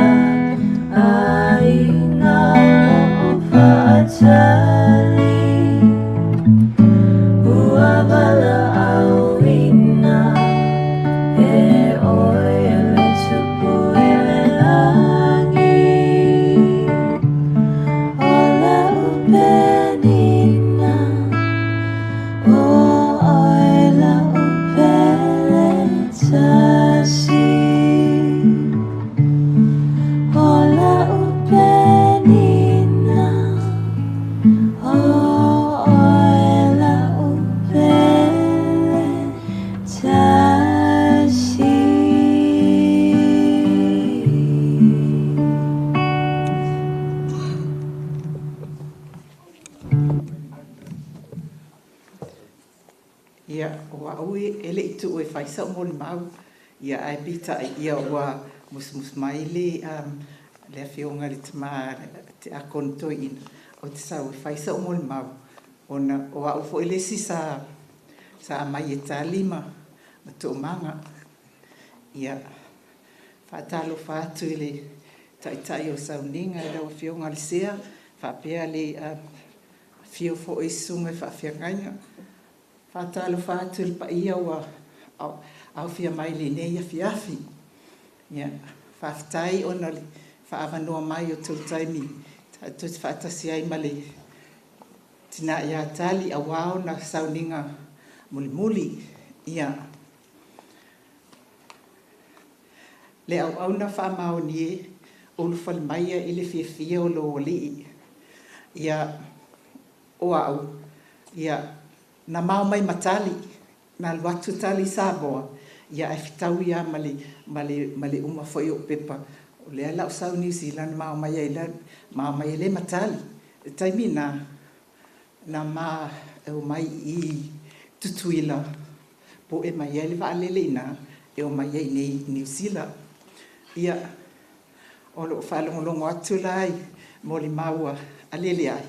Ia, e sa o te sau, wa i neia, ia lele ai mamarita ia Samoa o au la tangata na muli mai ia o au fo ia la ititi ai le matu vainga ia o au la ile ila ve au ta fituli o au ia ono sa tu sa poli tasil lua masina ele I mausa o ngalwenga na man no fo ale matali le fale ia o loili le tai au ia fa mai lo tali atia sa welu avita petile ti e bi ia no walu lo la ia o mo e lo ti e bi avelan lan peti ia ai o te alu avele peti ai lai fa longo le tio o sa lo la ia le o sa wal fale fa mai lo tali ia lui sa uni ta o I nei ta o ta fao ia walu lo ta ele ta uni ma olo tali ma olo po ele pasi ia wasuna e po ele pasi e alu K road e po ele le pasi a farmers o le pasi na e free e te e o aili tau langa ia maola matali ia ma o tala lana piti wa mawala lana piti ma o lola ia lia ma ai a famas o maloa na ma ai fama ia ta o ti fanga o fatu lola ia o au la te fia awa la mateo matali o tali sefe ia ma o lola ia lia o le ata mua lana na ma o matali o le ata o James Bond the spy who loved me ia mama tamata ia la ia lia umalole sti fanga ia fatu lola ia tali ia tati o tu nel fali wa mana mama itanga te fai ngalwinga ile sisi fa ise mia fa mai tali ite popole fu vai tali ia mana va mai ala to vai te fai le mia ai ia ma mai lo matali ia mate mau tu watu ma rita ma palelia ile fali mai lo ia ma rita ia fai nga o lua te lua o lua tata te le me te lua le fai ngalwinga te lua le mai fai le mia ai lua o lua tata fai atu ia o le mea fa mai Itali fai ia mate o matali ia o haula o tele lo no fo ia Itali ma o to manga o te fafitai ia i tina ia Itali o se tangata e alofa e fai mai la vaenga ia saua ai atia ele ai talua no fo ia Itali ma ele fa pewa o te be fasia o walu fo ia te fai ngalwenga tai minau o mawala o ngalwenga ele tai ala fa pia mai tali te e matula te tusia ia fa mai tali ia pa wale mea tongi mai lo po de fast food la ia fiala ia fai ngalwenga ia sau ave ia le tupe e tele ia o ngalelei ma mea lelei no maua mai tangata ni o tali a o no foi a tali e a foi nei e fai ana e fai e tingi pusa e ave ai ne ai Samoa ia e o lo ile asfa mai tali ia saue e alu taile o taimina o le taile wafue e fai e booking o mea io e ave ai tingi pusa i Samoa e ave mea ai tuloa i Samoa ia ma fai saule loli e piki aku ia e timpusa ia o walu fo ila ia le fai ia mai o te fia fo ia mau ia fai fo ma timpusa e ave fo yo matua ia ole a fai ngalwenga ia vai taimina a mawale le matuta tongi ia e fai mai atali a matoma ma rita ma le ia e mauteo e ave matutupe e teu i mea nao le uni o le vai taimina e mauteo a teu i tupi ia a whapite mana o sau tupi va lele te alwe la foi Samoa ia na matou ole ina mai matou tupi ia pe o le mea na o te manatua i pea tangata ne o tali o na ole lei o ana whaita inga ma mea ua wa manuia e fo ilo wa o langa wa manuia e fo lo langa ma le fo ilo lo wa o langa o na ta inga le leina na fai ngata le o tali ia tali fafta ila vai lo lo fa maloanga le o te mautino fo wa maua lo fa tali mai fo i angelo ia te oi fa fe lo ilo wa watu e te sao fo ile langi ia manuia lau fai ngā malanga lang tali ia lama ma ilasa ma keni ia whaftai le atua o lea wa ai atua e mawhanawhana o tō ia bea fwoi le iai le tō anga i le lotu whaatua tua i le atua awa i le tū la fwa inai le atua tātou ia whamanuia fwoi ma viti ia whapea uma fwoi ia a inga na lua o whanau fwoi whapea fwoi ma le awhia ia ai mese ai fwoi le sunga le tai o sounding ia manuia lava le awhiawhi whaatai mo lo wanoa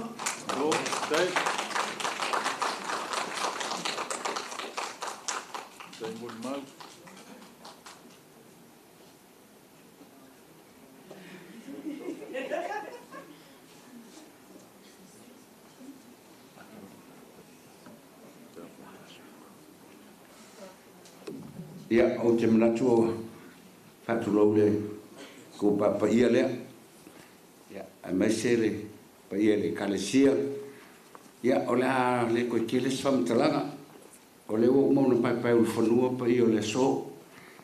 A o le a whansao ia le malama mi sao li fia mai ngai tusamlo tula iatu. Nga lau sao lunga ia e whaalinga ia o ke longa fo yo au mole maum le muri. Ai se foi sa kala kike ya tal.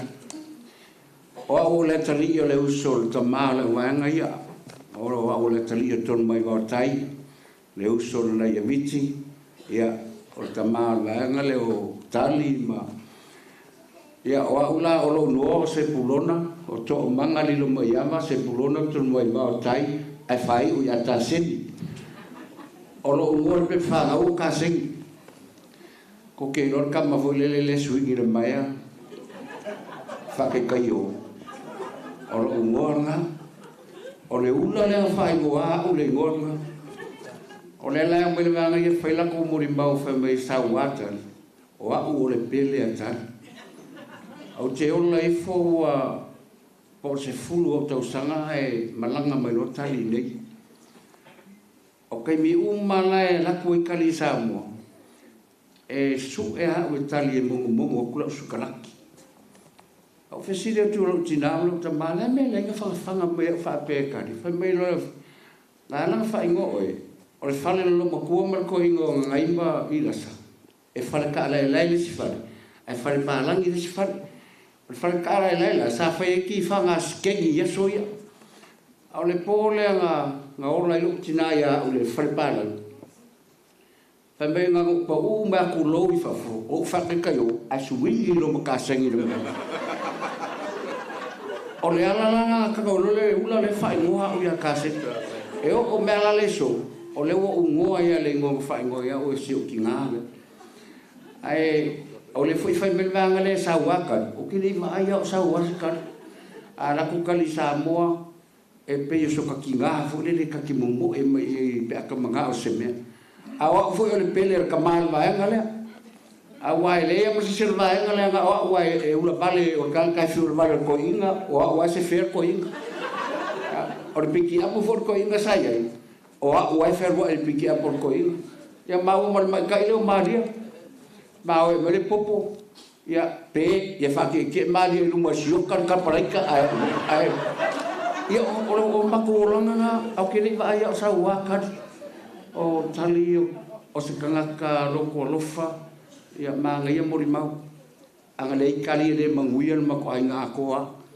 e o I whanga umako ia mako mai fo iei mako vai I le o langa o kalima to manga e ngoka ia ai salonga pau ia se mori mau ai tali ia manguia le manang alofa ko kako makua ia ao le fasisilanga a famole mole a mai al tato sauli ia o le no fuanga le fel tato I puti nei le fiafi o le tolu no lua Messi Road in Mangere ia msare le mamao kuma I tolu no lua Messi Road in Mangere o le ngole hol o le Mangere East Hall ia a pe uma le sa le fasa e ma KFC ia pe a mai al kako saunga malenga farol fa tailu sunga pe taina saunga do tai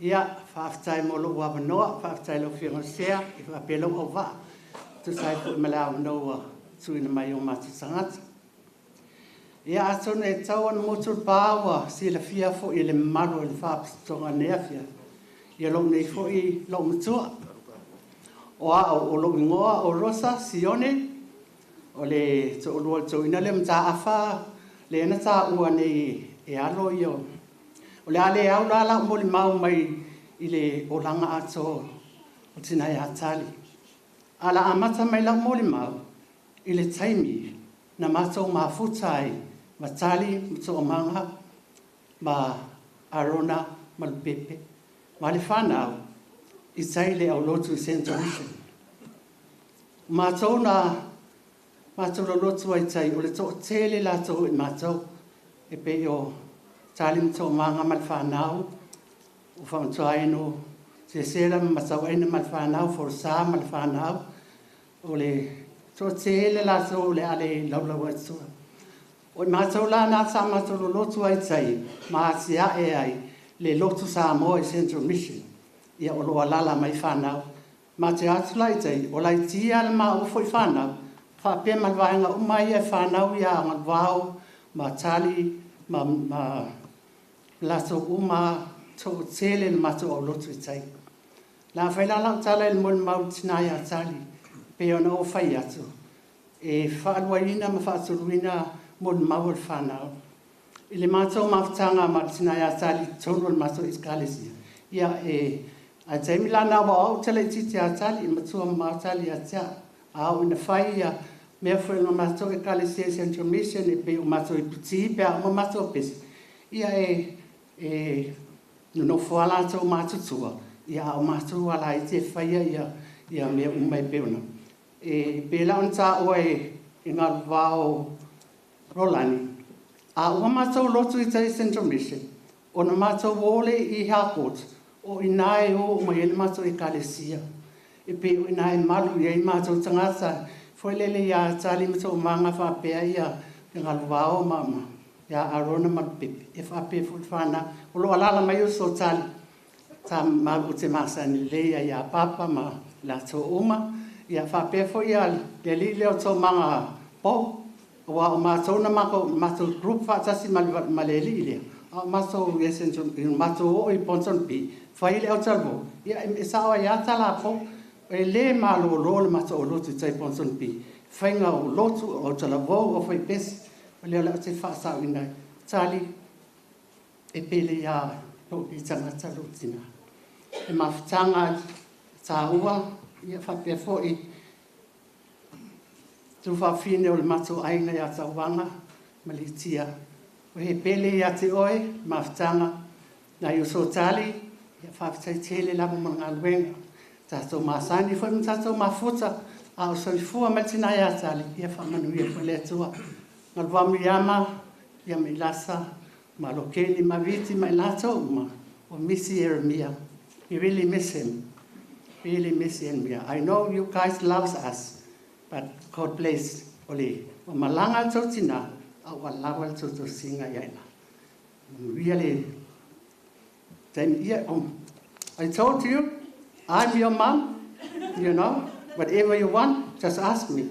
So I found really to that tongue near Fiafi, your Tali, yeah, Manuela Malang, I'm really a map of my final town, Neolang. Yeah, I thought to tell my but I'll send you a matter of what's right. I am Manuela Malang, Vai malanga, ia Paulo, male, o va, te tele amulano, ia manuia te sa fo fanga nepo, pa te tele la, aso foi.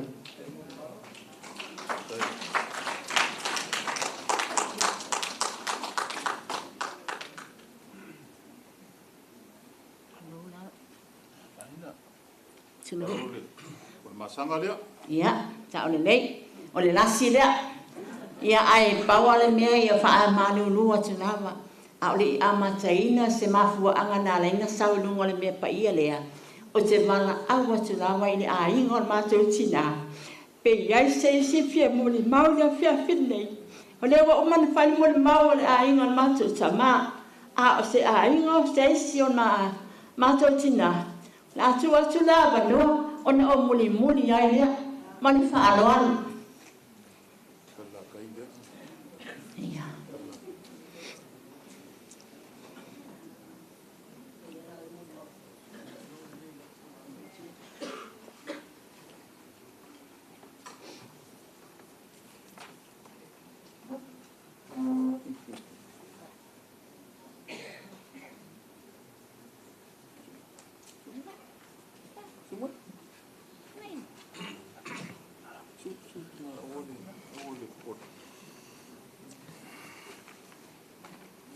Se kolo se la yang fai leo lau mun mal. Fa tu lau le. lo tu lai e tu sa foi male. Pa i o sa ninga. Tu langa tofi o le kale sia. A o manatu e la fa pupusa mo le mau. O hau o sui o le aingo i lasa. Le sa talanga fa ia ile. Talenga ia tō mang. Ia, le afua ile whata singa o le neia fiafi. Ai o se moli maupupu o le ainga o le tinala le neio. I lasa i siufanga. Ia sa manatu e toi tala lai titi tua lau tau tangtanga i ma lau tau maimbo. I winga o le soifuanga i aso. A waile ma mao siufanga mapata. O le e sonu, ia le a fuai le so tanga lea. O mātou la, o le pai e le tolu ma le la un Fusi, falwa au. O le tupu angala nao, o le tina ia i lasa. O le alai matai uma ia le awalia. Matai ai ma falwa au ma dia le nofo atui. Ma le toa tele o le hainga nei. A wala fua na whata atitia o mātou mātua i aso wala. E tai mua aila Tali le fōlaunga lea ngai mai New Zealand. O la antau ia na mua mai New Zealand. Ia e moli mai mātou i tai siwhanga. A la whapupu sa moli mau. O le ala fua na la tau whatatia i. E malanga mai mātou i New Zealand. I nei. Sa whapotopoto e pei o tele o moli mau ia e iei nei. O se tangata lava e sa whaima sirianga. Sa whai foi ma wa ainga. I te tonu o le mātou wa ainga. O le anga inga o le mātou nofo ai. Sa lātou nofo i pata. Ai mātou te nofo i siuwhanga. E nā tūle siuwhanga a matai le lātou pisinisi. Whai le lātou whale o loa. I le tonu o le mātou nuu i siuwhanga. Le ainga la leo i lasa. O te le i loa la i ai. O le ase tala sa whai alua inga le mātou tina ia ilas. Ia po se pesili atu pata, pesili atu na mātou a inga si whanga whalata. Ia te iloa, e sili atu a mātou. Ia le whapupu unga se moli mau. E se le mana i o le alafua. O le taunu unga lau moli mau. E o mai le aso. O le nei aeta iulu ia. To tele o tina mātua i o mātou nofo ai tono le atu nuu nei. A mātou atu i Australia. O le silianga lea, tia kontoeina. Ia maisol tina ia papa. Mātou no nofo ine. Whai me whātasi. O le hala fuona sa whātātia e. E le ngata o mātou mātua. Tina ia tali mua mai. Ia na ngā solo mai ei leo i mātou. Lena whetalai tō mang. O le leia tina e o ainga. Lātou nofo ai pata whapefo i mātou i siwhanga. Ia leo se vi inga o le tangata. O le vi inga la le fo i le atua. O no mea sili wana whaia. Ia o sa mātou moli maupu le mai si whanga i whalatai. Mātou moli mau atu ai. I tina ia i lasa. Ia mali mawhitanga ma le whiunga ia nai a viti. Ia e afu ai le nei a fiafi. Manu ia tele lau whai ngā malanga. Tari. Maua sau no whanga i le. Nu o lo tau sini o ia i le lalolanga. Ia, manu ia tele lau sunga le taitai, e maisa le au wā. Ia, maisa le pai o le tātou whapotonga le nei a fiafi, manu ia le tātou a fiafi.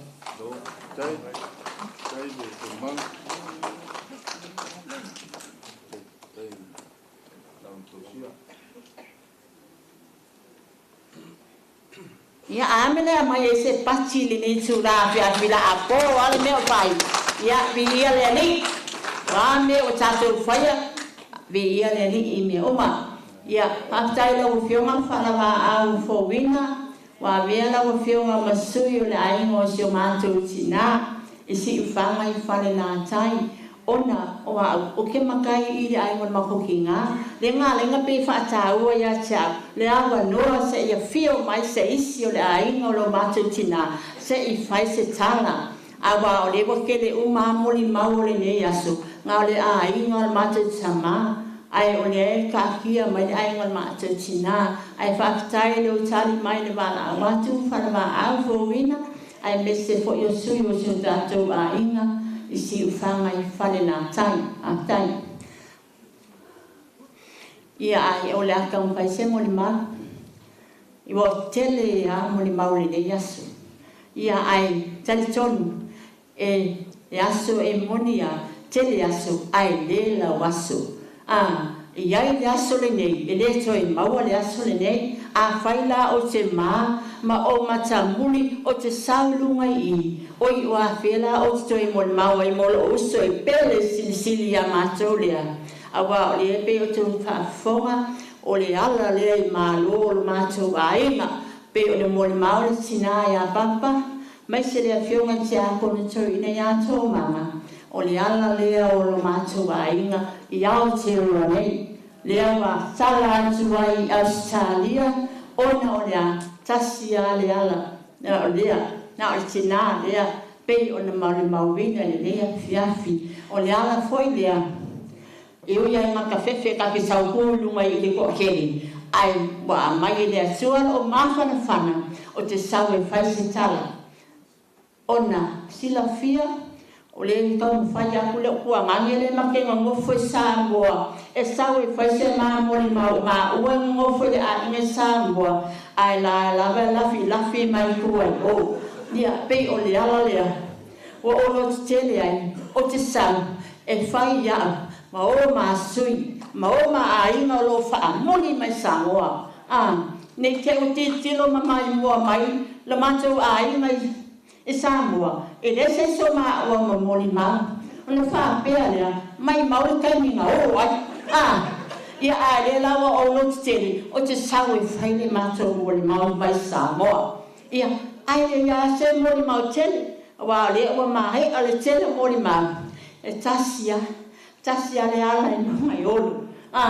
Pe ona iai le mori mau, o le alofa o le nei tangata, lea ua manuia ai, tangata o uso, tuangani, o whanau, ia e o ai whanau a mātou whanau. Pei o na mori mau, o le alofa o le nei tangata. Awa o le o te whalongo mai. O le whai mai e sauwa, ne ai. O le sauwa, ai ufi mai le alofa le nei tangata. O le tinalea, o le sini le o le alofa mo mātou uma. O le alofa lea, na tama whai ai o mātou mātua. E a mai, umare to o tele le na mātua. E a mai I a tali. Pe o na mori mau le ai fua, ai mese fo I mareta le uso o mariu. Ia o le ala lea, lea lawa tamu whaiasu. E le mawhai o na whaangaloina, e a lofa ai o le netina. Ai mese o le o titula I atu, e sili o na pele I a tali. Awa o te lai titi I teine o le whanaunga le nei. Ne mo ia, e to se fulu tasi mātou. Pānau o mātou mātua, tolu tama, tas wāna teini. Matua lātani, ai wii ia o teini. Ia peo le rarana, walo te whaalongo mai se vai atu, wale pa ia mau, longo al whaalaputonga. E le iaia ma se sinya mori mau, I tū langa lea. O le alalena, o lo tau mawhai mai pēr se I o sa, e tau watu lea whai whanau o mātou mātua, e to se fulu ma le tasi, ia walu teini ma le tolu tama. E moa o la lea, e au wii teini, a o tali, e ulu mātua. Vi ia lea lili le to a tele, o le whaamanu yanga na ia fuai, I o mātou mātua, pei o na iai si o mātou a inga, a o lo mātou a inga. E na o teini ai to a teini. Ai teinia, ai te lea whatu whai ai. O lea o mai teimini, o lea lawa e te toa a teine, o lea o mai ale si vaenga I New Zealand ma Australia, a lai nofo alo teine Samoa, tau ma whaile ainga, ma lo tua ngane le lai to tasi, le tu mai. Kasi mi muke, pule a ua o le lasi ma, tu sua da whenga luenga. Ia, ai, whapupu, ngā lango kam whai mai lunga. O le ki kiloa, le na sau noa le sea. E whapakakala o le iwa. ai ava me ngai ku fe me aka ko ya nga ya ku ya ka ka ya ni maluru ale de ya ka ko fai fai me ai pe ko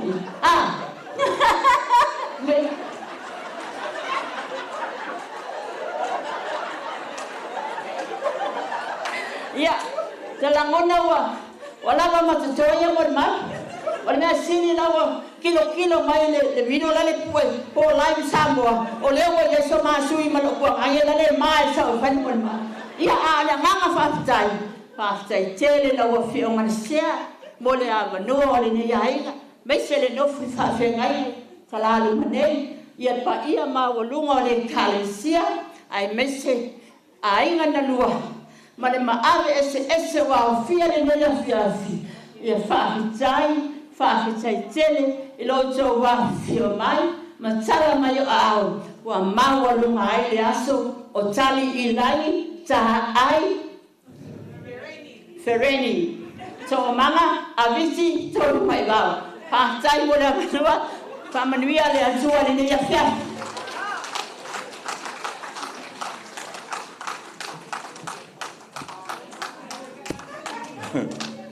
O kengia i o le binko o mai.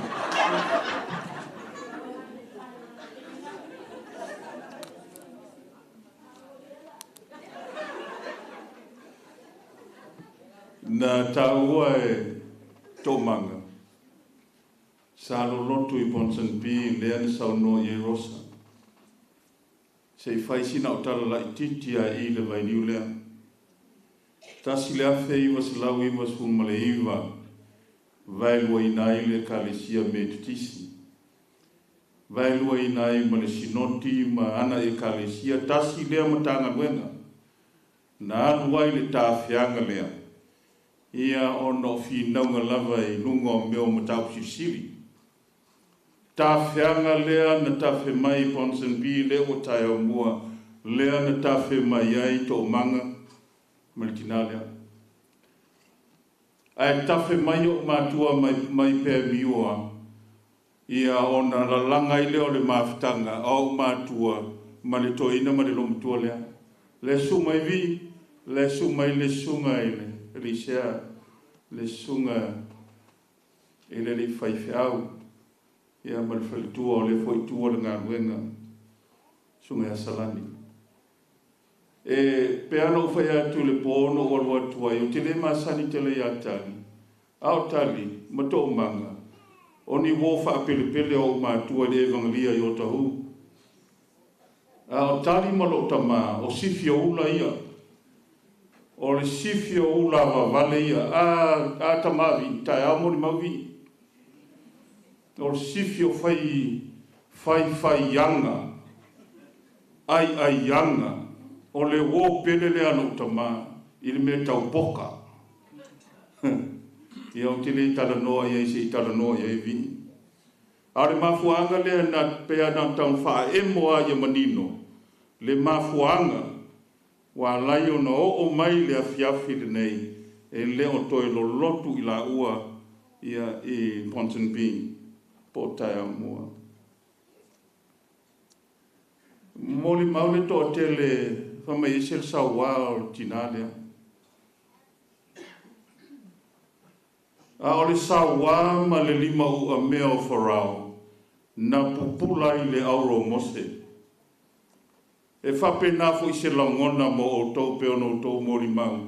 O lona sawa ma lona lima u a mea mo o tau pupulai, mo o tau tiwai, saai ma o mani. Sawa. Lea peo, ona mori mau o tau. Ma natu lea, whaafitai tele mo mori mau mātango fiolo o tau tina. O le uso a o le tua fine. A o le na moi malai le nei atinu. Ia ma tāpena so o tō wala i au te roa se i o mai i le awhiawhi nei. Le a tātou, a tanga i le prokalame. O lo ia i le pese ua whaoru talaina e ua maali liu toa. O le pese lea e masani o na langi e Ponson B po tai o mua. Pe au oi na tuu malo ma tāpe pāpā i le au tino i mātutua. Ai mesi foi po i la tou sa lotu ia a wa esel le mea o tapo ia e si ia ntanga ruenga i langi pesi le peta le fia finei wa le mo fai on te fa tau uina wa le sau ma ula au fo taimi la ngalo i le fal fai fa moe moe a fai e mo fai o le a langi ina pesi le tai au pesi au wa lofa mo le tina lea ai o le a langi ina pesi sfurma le iwa a mai al pesi lea o no wala aule le sunga i le launga na ami. Ia se i ona whanti tū le nauniu na i le whale tō masanga. Se i a fi mataui ai le taulanga e so sofa ai le pōngi sao le nei pōng. Se furu ima ringa le tua tātou tūlai mai tātou pi pese fatas. A mai a su mai leo le whai launga o le nei pōma le angang whaaloala.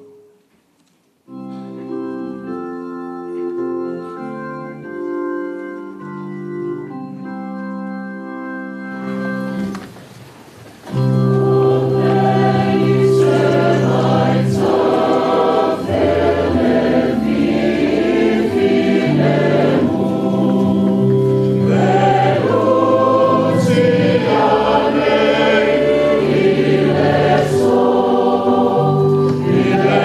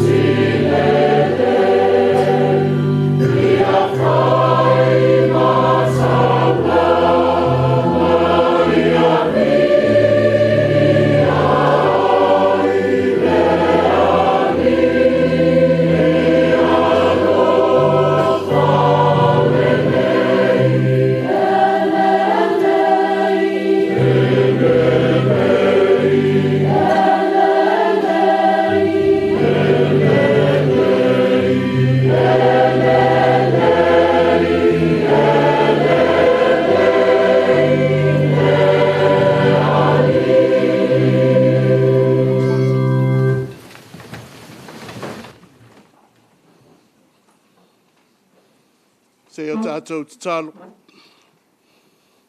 Lo mātou watua. Ia mālia ia te oi upo mātou ngutu ma mawhauwhaunga o mātou lotu. Oi lava lo mātou marua papa mātou te maruai. Lo mātou watua, whalua mai lo nganga ia te mātou.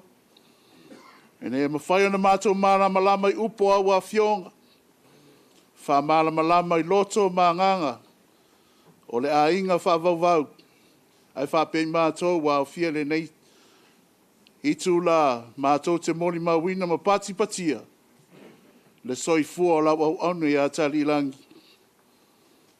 Wa iau a aolo na soi fua. Swafo Yesu ke risolo mātou ali I ma le whaola. O le rito e tu. Amene. O le launga le swafo le tamā. Le alo ma le ngang pa ia.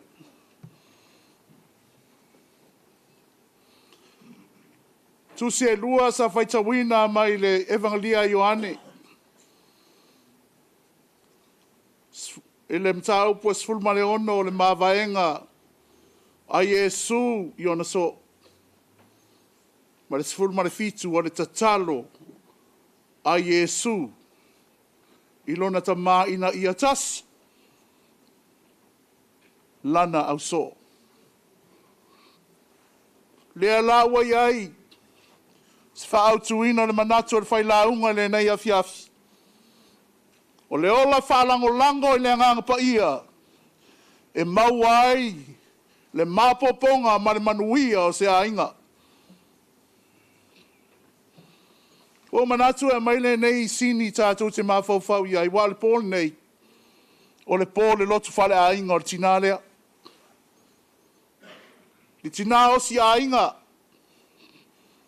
Le tina alofa. O moli mawina le nei a fiafi. Moli mawina ni se sawa. O le tina. Sa tato ina le fatu ainga. O ia, o le ala I malo. O ia, o le manuia o le ainga.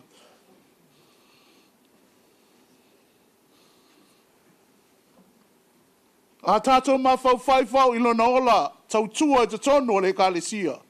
E le tau mwha mtalaina. Le olanga lua te tonu o tai amua. Whapea te tonu o le evangelia I o tahu. Lea lava ua wala au lea tua, o lo o ia whapea o na whai. O nei mea uma, tāpenanga whamatua, ale tina nei mo lana whanau, mo lona ainga. Wai ai le taimi atu ua ai le mafutanga peo le asale nei. A ua ola manuia lona ainga. Tāpenanga whamatua, whautua lelei. Whamatua tō anga. Ina ia le ola whalo lo le whanau malona inga. A ia manuia.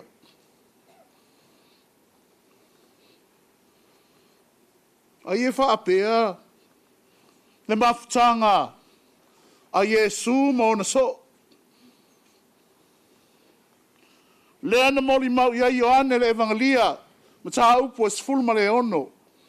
Na whaita wina le nei afiafi. Whapea I upo Yesu tau mawai o na so. A wau. O te alu atu nei ia te ia na wina mai a. Whai upo nei Yesu. Ai le ai ma seisi o le awali ia o na so o whalongo. E nā le whatangi sim whanonoa. O te lei lopo whanonoa mo. A pe lope tangi le si mata alai. I lo tangi. Maua I la tau le loto popole. Ai sea. O leo whai mai la aru. A o ia leo lau whai ma ainga. O le tai tai. O ia o lo au mai ele tau whama le whau tau tanga o le lato. O le au so. Whaatua ina I mea uma. Au leo whai mai. O au. O le a o walu le na au wina mai a. Whaanoa noa na uso. Ma atu vale o la tau lotu. Ai toi whai atu ia Yesu. Ai peita ia. O le upu moni lava o te whai atu ia te autou. E au ngalo waruese. Wa a whai o te le alu ese. E le maliu mai le fesoasoani ia te autou. Ai a whai o te atu. O te awina mai o ia te autou. A maliu mai o ia. Nā te whaailoa atu I le lalolangi le angasala. Ma le ami o tonu. Ma le whaamasinonga. Upu tau mawai a Yesu. O lona winga. O le awina mai o le fesoasoani sili lea. O le anganga pa ia. E loe la usoo. Le mea le lei ma le mea le lei le tau na whai. E hao ia te I lātou. Ma fesoasoani ia te I lātou. A wai le whaingo fie le ngā ruenga o le atu ia te I lātou. E mana a mia le whaatonu whalau o le anganga pa ia. A wau la le to ia Yesu. A le si whai mea. E ma whai ai e I lātou. O na whai a le ngā ruenga. Na whai e Yesu. O le wha malolo mai. O whai longa. Ma mea ese le o iai le poto o le tangata. Ai na o le atu.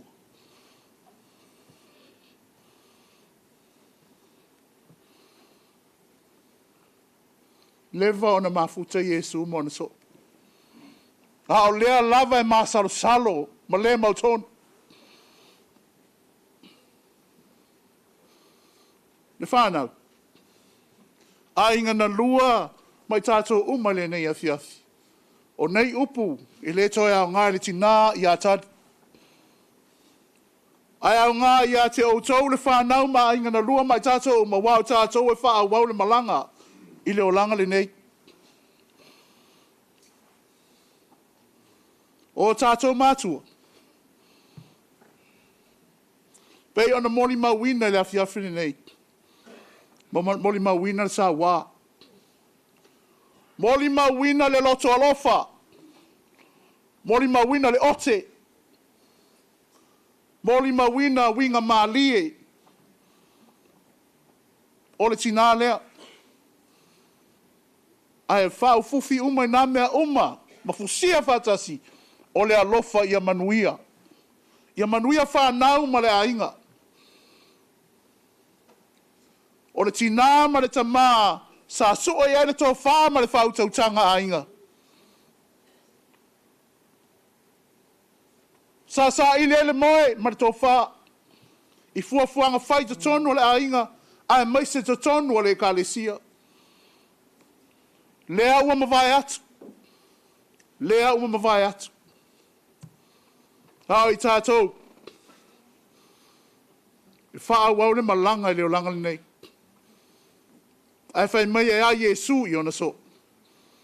E awina mai I a te outou le anganga. Le anganga pa ia. E sufi a te outou langona whanonoa. I taimi o whaingata. E fesoasoani I a te outou. I le tau mafutanga I le asa ma le asa wai le whaingofie. E ai taimi e taunga le muai. E ai whai taimi e le taunga le muai.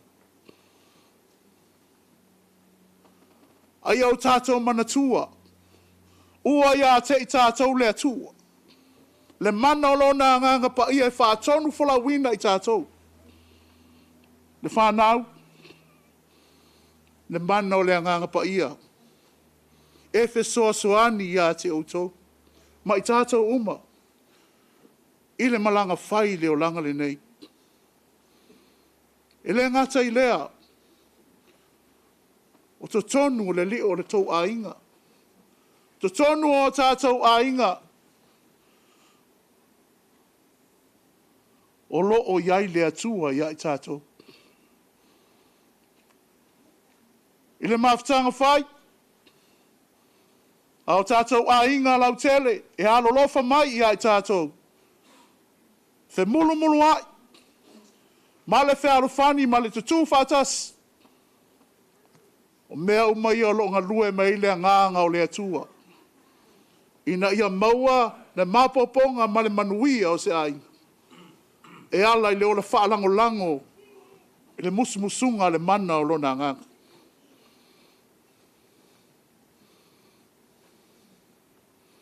E le i whaatau anga vale, le tina i atari. Ma le tamā i ato o manga i o la tiuti. Lea o mori mawina le nei afi afi. To o tele. Le a inga. Ua manu ia i ngā ruenga le lei ar tamā ma le tina. Le to o tele le a inga e whai mai Samoa. Ua manu ia i le ote ma le sasa. Ma le tuli vai. Manuia le talaina o le teutusi. Ai avatu na o sina tupe te whaongaina. O mea uma ia o le tāpenanga o i tātou. Ma o tau uma. Tātou te ao o ngai. Pai tali tonu ma le mautinoa. O le ta māmana tina sa whaatonu whola wai le mana o le atua. Wa awala le atua e le whaingofie nisi o taimi. Le tele o taimi. Ia vea fo i mea e le tala whea ngai i le whaalongo ma le vaai a tangata. E awala mai ai le whina ngalo o le atua i a tātou. O le whaatonu fo launu nā le mana o le atua. Le mana o le anganga pa ia. E manu i ai a inga ma maopopo ai a inga. Leo vaai a le aso le nei. Le whaatasi mai o uso o tua whaafine. O ankos ma anti, le mamanu, wa tumu ai le whale nei.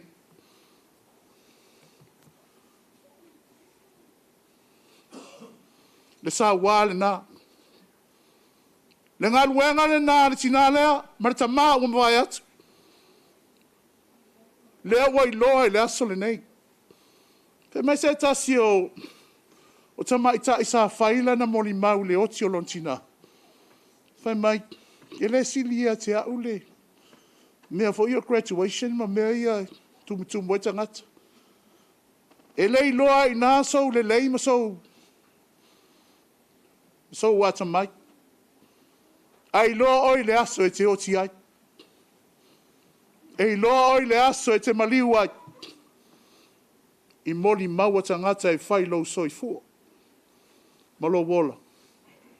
Pe fia ni anganga se tele, mari tangata se tele, na o iai, lau au nanga. Ni tangata se to tele na whamanu ia ina, i lau au nanga, a o e ola pea. O le tā ua ia tea. O le tumu musul nā le anganga. Le mele nā le na whai ia Yesu i ona so, o te alu, e le leila waru e se a wina mai le anganga. O le anganga, e a oa, whaatonu, ma tau i loa aile le lei ma le leanga. O le anganga e whamasino, ma le anganga tātou te malolosi ai. The Spirit, the Holy Spirit, is our power and strength. Whai mai, se tasi ali, i lana suenga, se tasi ali e poto. Whai mai, o le anganga o le atua. E sili atu lo na malosi, i lo seisi lava mea i leo langa nei. Wa o ta ngata e mafuta vava la lata ma le atua, e whaalia i ai le anganga o le atua. Misi te lio o lona finangalo. E lema fai ona i loa. E se tangata e le mafuta vava la lata ma le atua. Misi te lio o le finangalo o le atua. O le mea le nā le nau i ai Yesu na le mawhaenga i onso. Ina i alato i loa. Le finangalo moni o le atua mo i lato. A ina wa umana mawhaenga Yesu. Ona tatalo leo Yesu i le atua. Le atua o te tatalo atu ia te oelo te maina ia tasi i lātou nei. Pe ona tasi i tā ua. O tatalo Yesu ina ia maua i leo na soo le loto ngā tasi. A walo o sila fia pēr Yesu. E leo tutusa loto lo na uso. E sere tā ua lea mea. Lo tātou a inga mainga na lua mai tātou. Le nei a fiafi. Tasi lea fi au tā ua wao mai. Ma o se fi au tā ua fo lea. O te ilo fo le mele na nau i erita maa tinalea, marita maalea. Ina ia tasi lo tau a inga. Ia tasi le loto ma ia maua le maupoponga. Wa au so o Yesu ele i whai ngofie.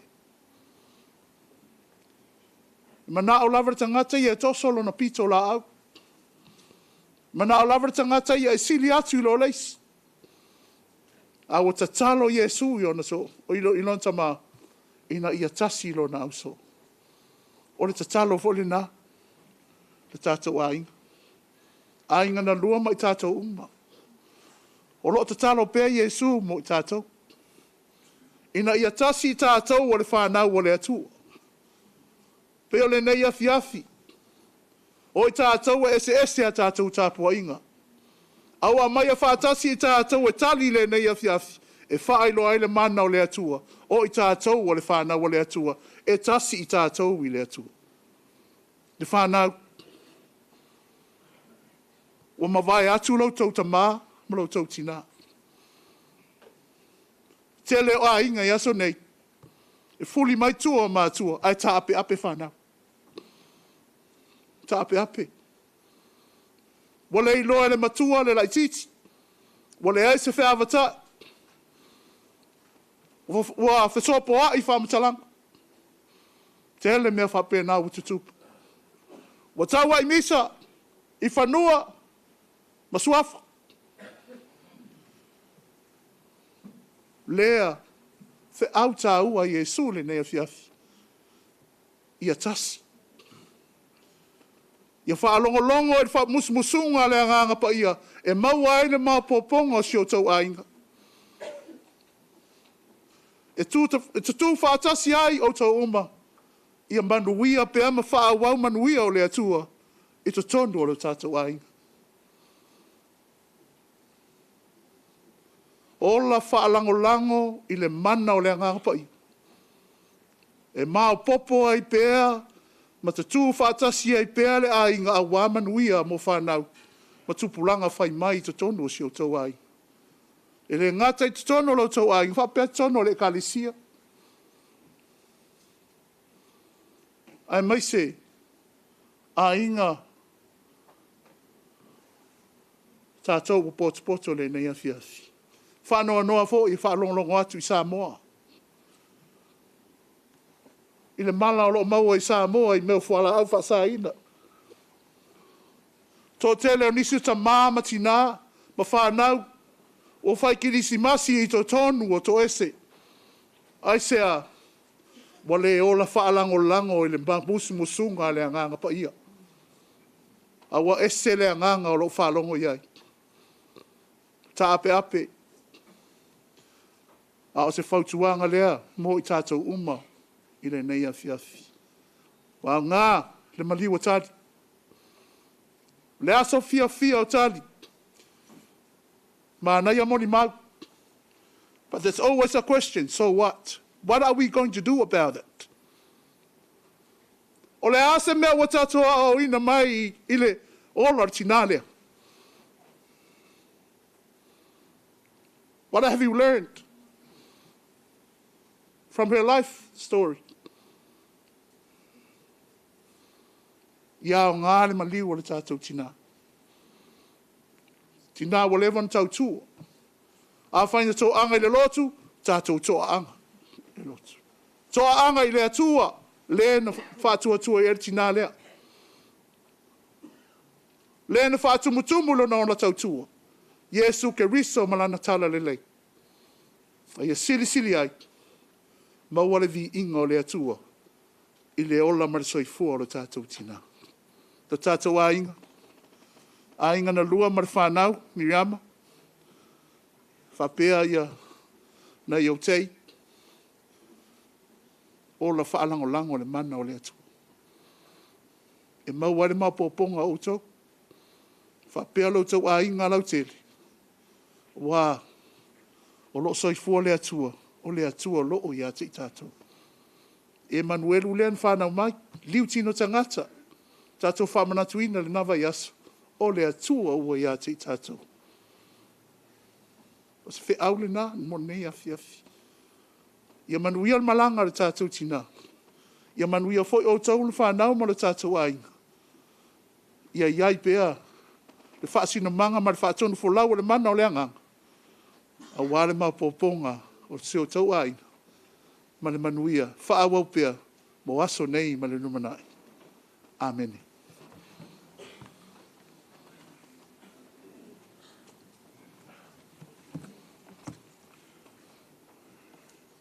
Whaftaile ati afi ele. Lau ati ngā afi le leua mua ile sulu au lama. E whai ma solo o le pōri uli ma le pōngi sā. Ale me leo le afi. E tā ua le whiula. A wā le whiula e ola ele afi. Sina o tamai whiula alea. E tau whaola atili ai le afi ua. Ati le pōle nei. O le vai leo piula. A oina o tau tā le vai. Whamai e iai ale i awa uma na tatofi e tawhiti le loto i vai. A tawhiti la le nato le loto i vai. O na taape leo le ota ma foi atu i le si vai. Pauale nā o lau whiula le pōle nei. Whanau ke liso i petele ema. Ua tawhiti le nato i le loto i vai. Se i whama mā ota o le vai. Ma tule atu ota i le si vai. O a ota o le vai. O le oti talu le alasala. Na mafu ai. Whanau ke liso i petele ema. Ua tawhiti le nato i le loto i vai. Se i whama mā le vai. Ma tule atu ona ota. A lele. Wa tau nu le tala i whai sa leo mua. Wa mua le so e perfeta lainga i atu ale moso. I na ua tawhiti le i alea. I na ia ola le tangata woti. Talu le manosi o le angsa. Wa lava le nā whiula nei pēle afi. Ta heau whai ni stala. Manu e tele pō. O le iwa e te tala i le hong. A peo no whai atu. A whai e tu ua le mene wa e fiana. Te heisi me lea ngai anu e taele mai moe. O se furu tātou lotu tai au. Momoli e le atua loto soifua maua so tātou manosi. Tātou whengoa iai. A wātua e sauninga lo tātou tina. Le a tātou whai o le pese. O saunia e le tātou o whai pese mai Mangere East.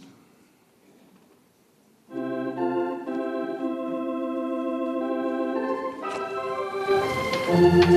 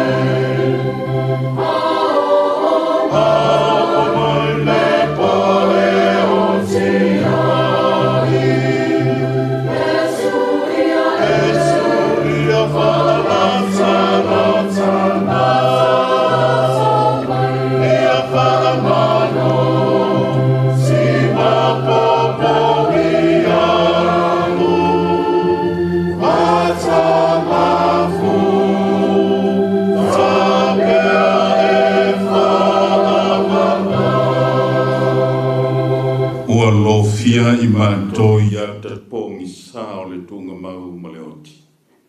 Whaalata mai o e Yesu mo i mato. Tunga mai e o mato lung malawa le alofa i le mawai o e le atua le tama. Ma le file mo Yesu ke liso le pepe o le Christmas. Le maftanga e whaia pia malawa nganga pa ia. Nei maso umasi o le whawawau e whawawau lava. Amen. Amen.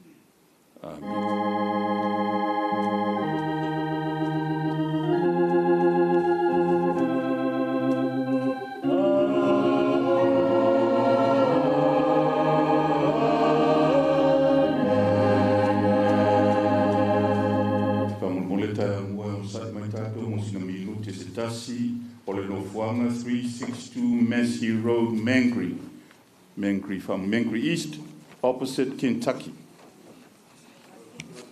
Whaftai. Alana mai lalo, sei tu atu leo noi le tala leo.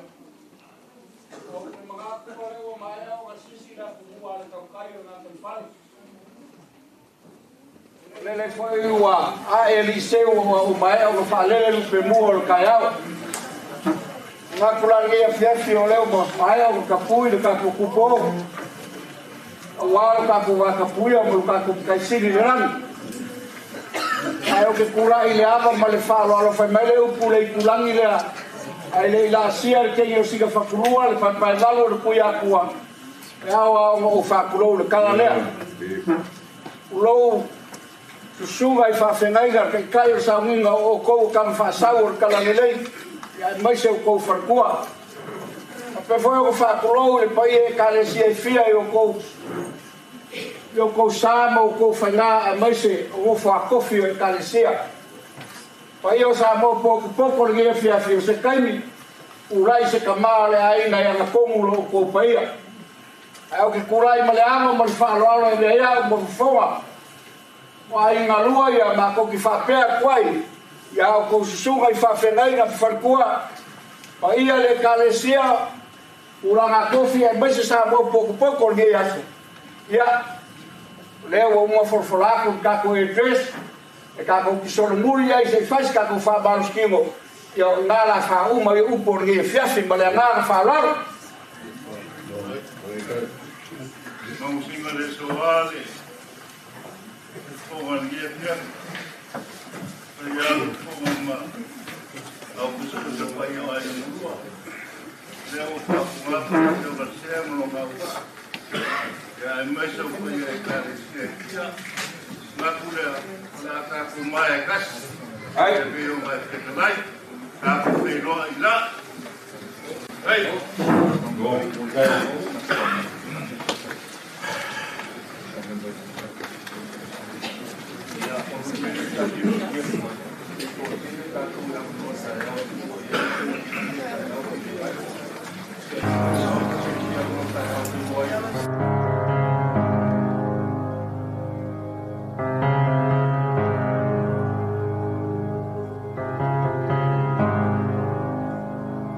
I love you, Lord, for your mercy never fails me. All my days I've been held in your hand. From the moment that I wake up until I lay my head, oh, I will sing of the goodness of God. 'Cause all my life you have been faithful. And all my life you have been so good. With every breath that I am able, oh, I will sing of the goodness of God. I love your voice. You have led me through the fire in darkest night. You are close like no other. I've known you as a father. I've known you as a friend.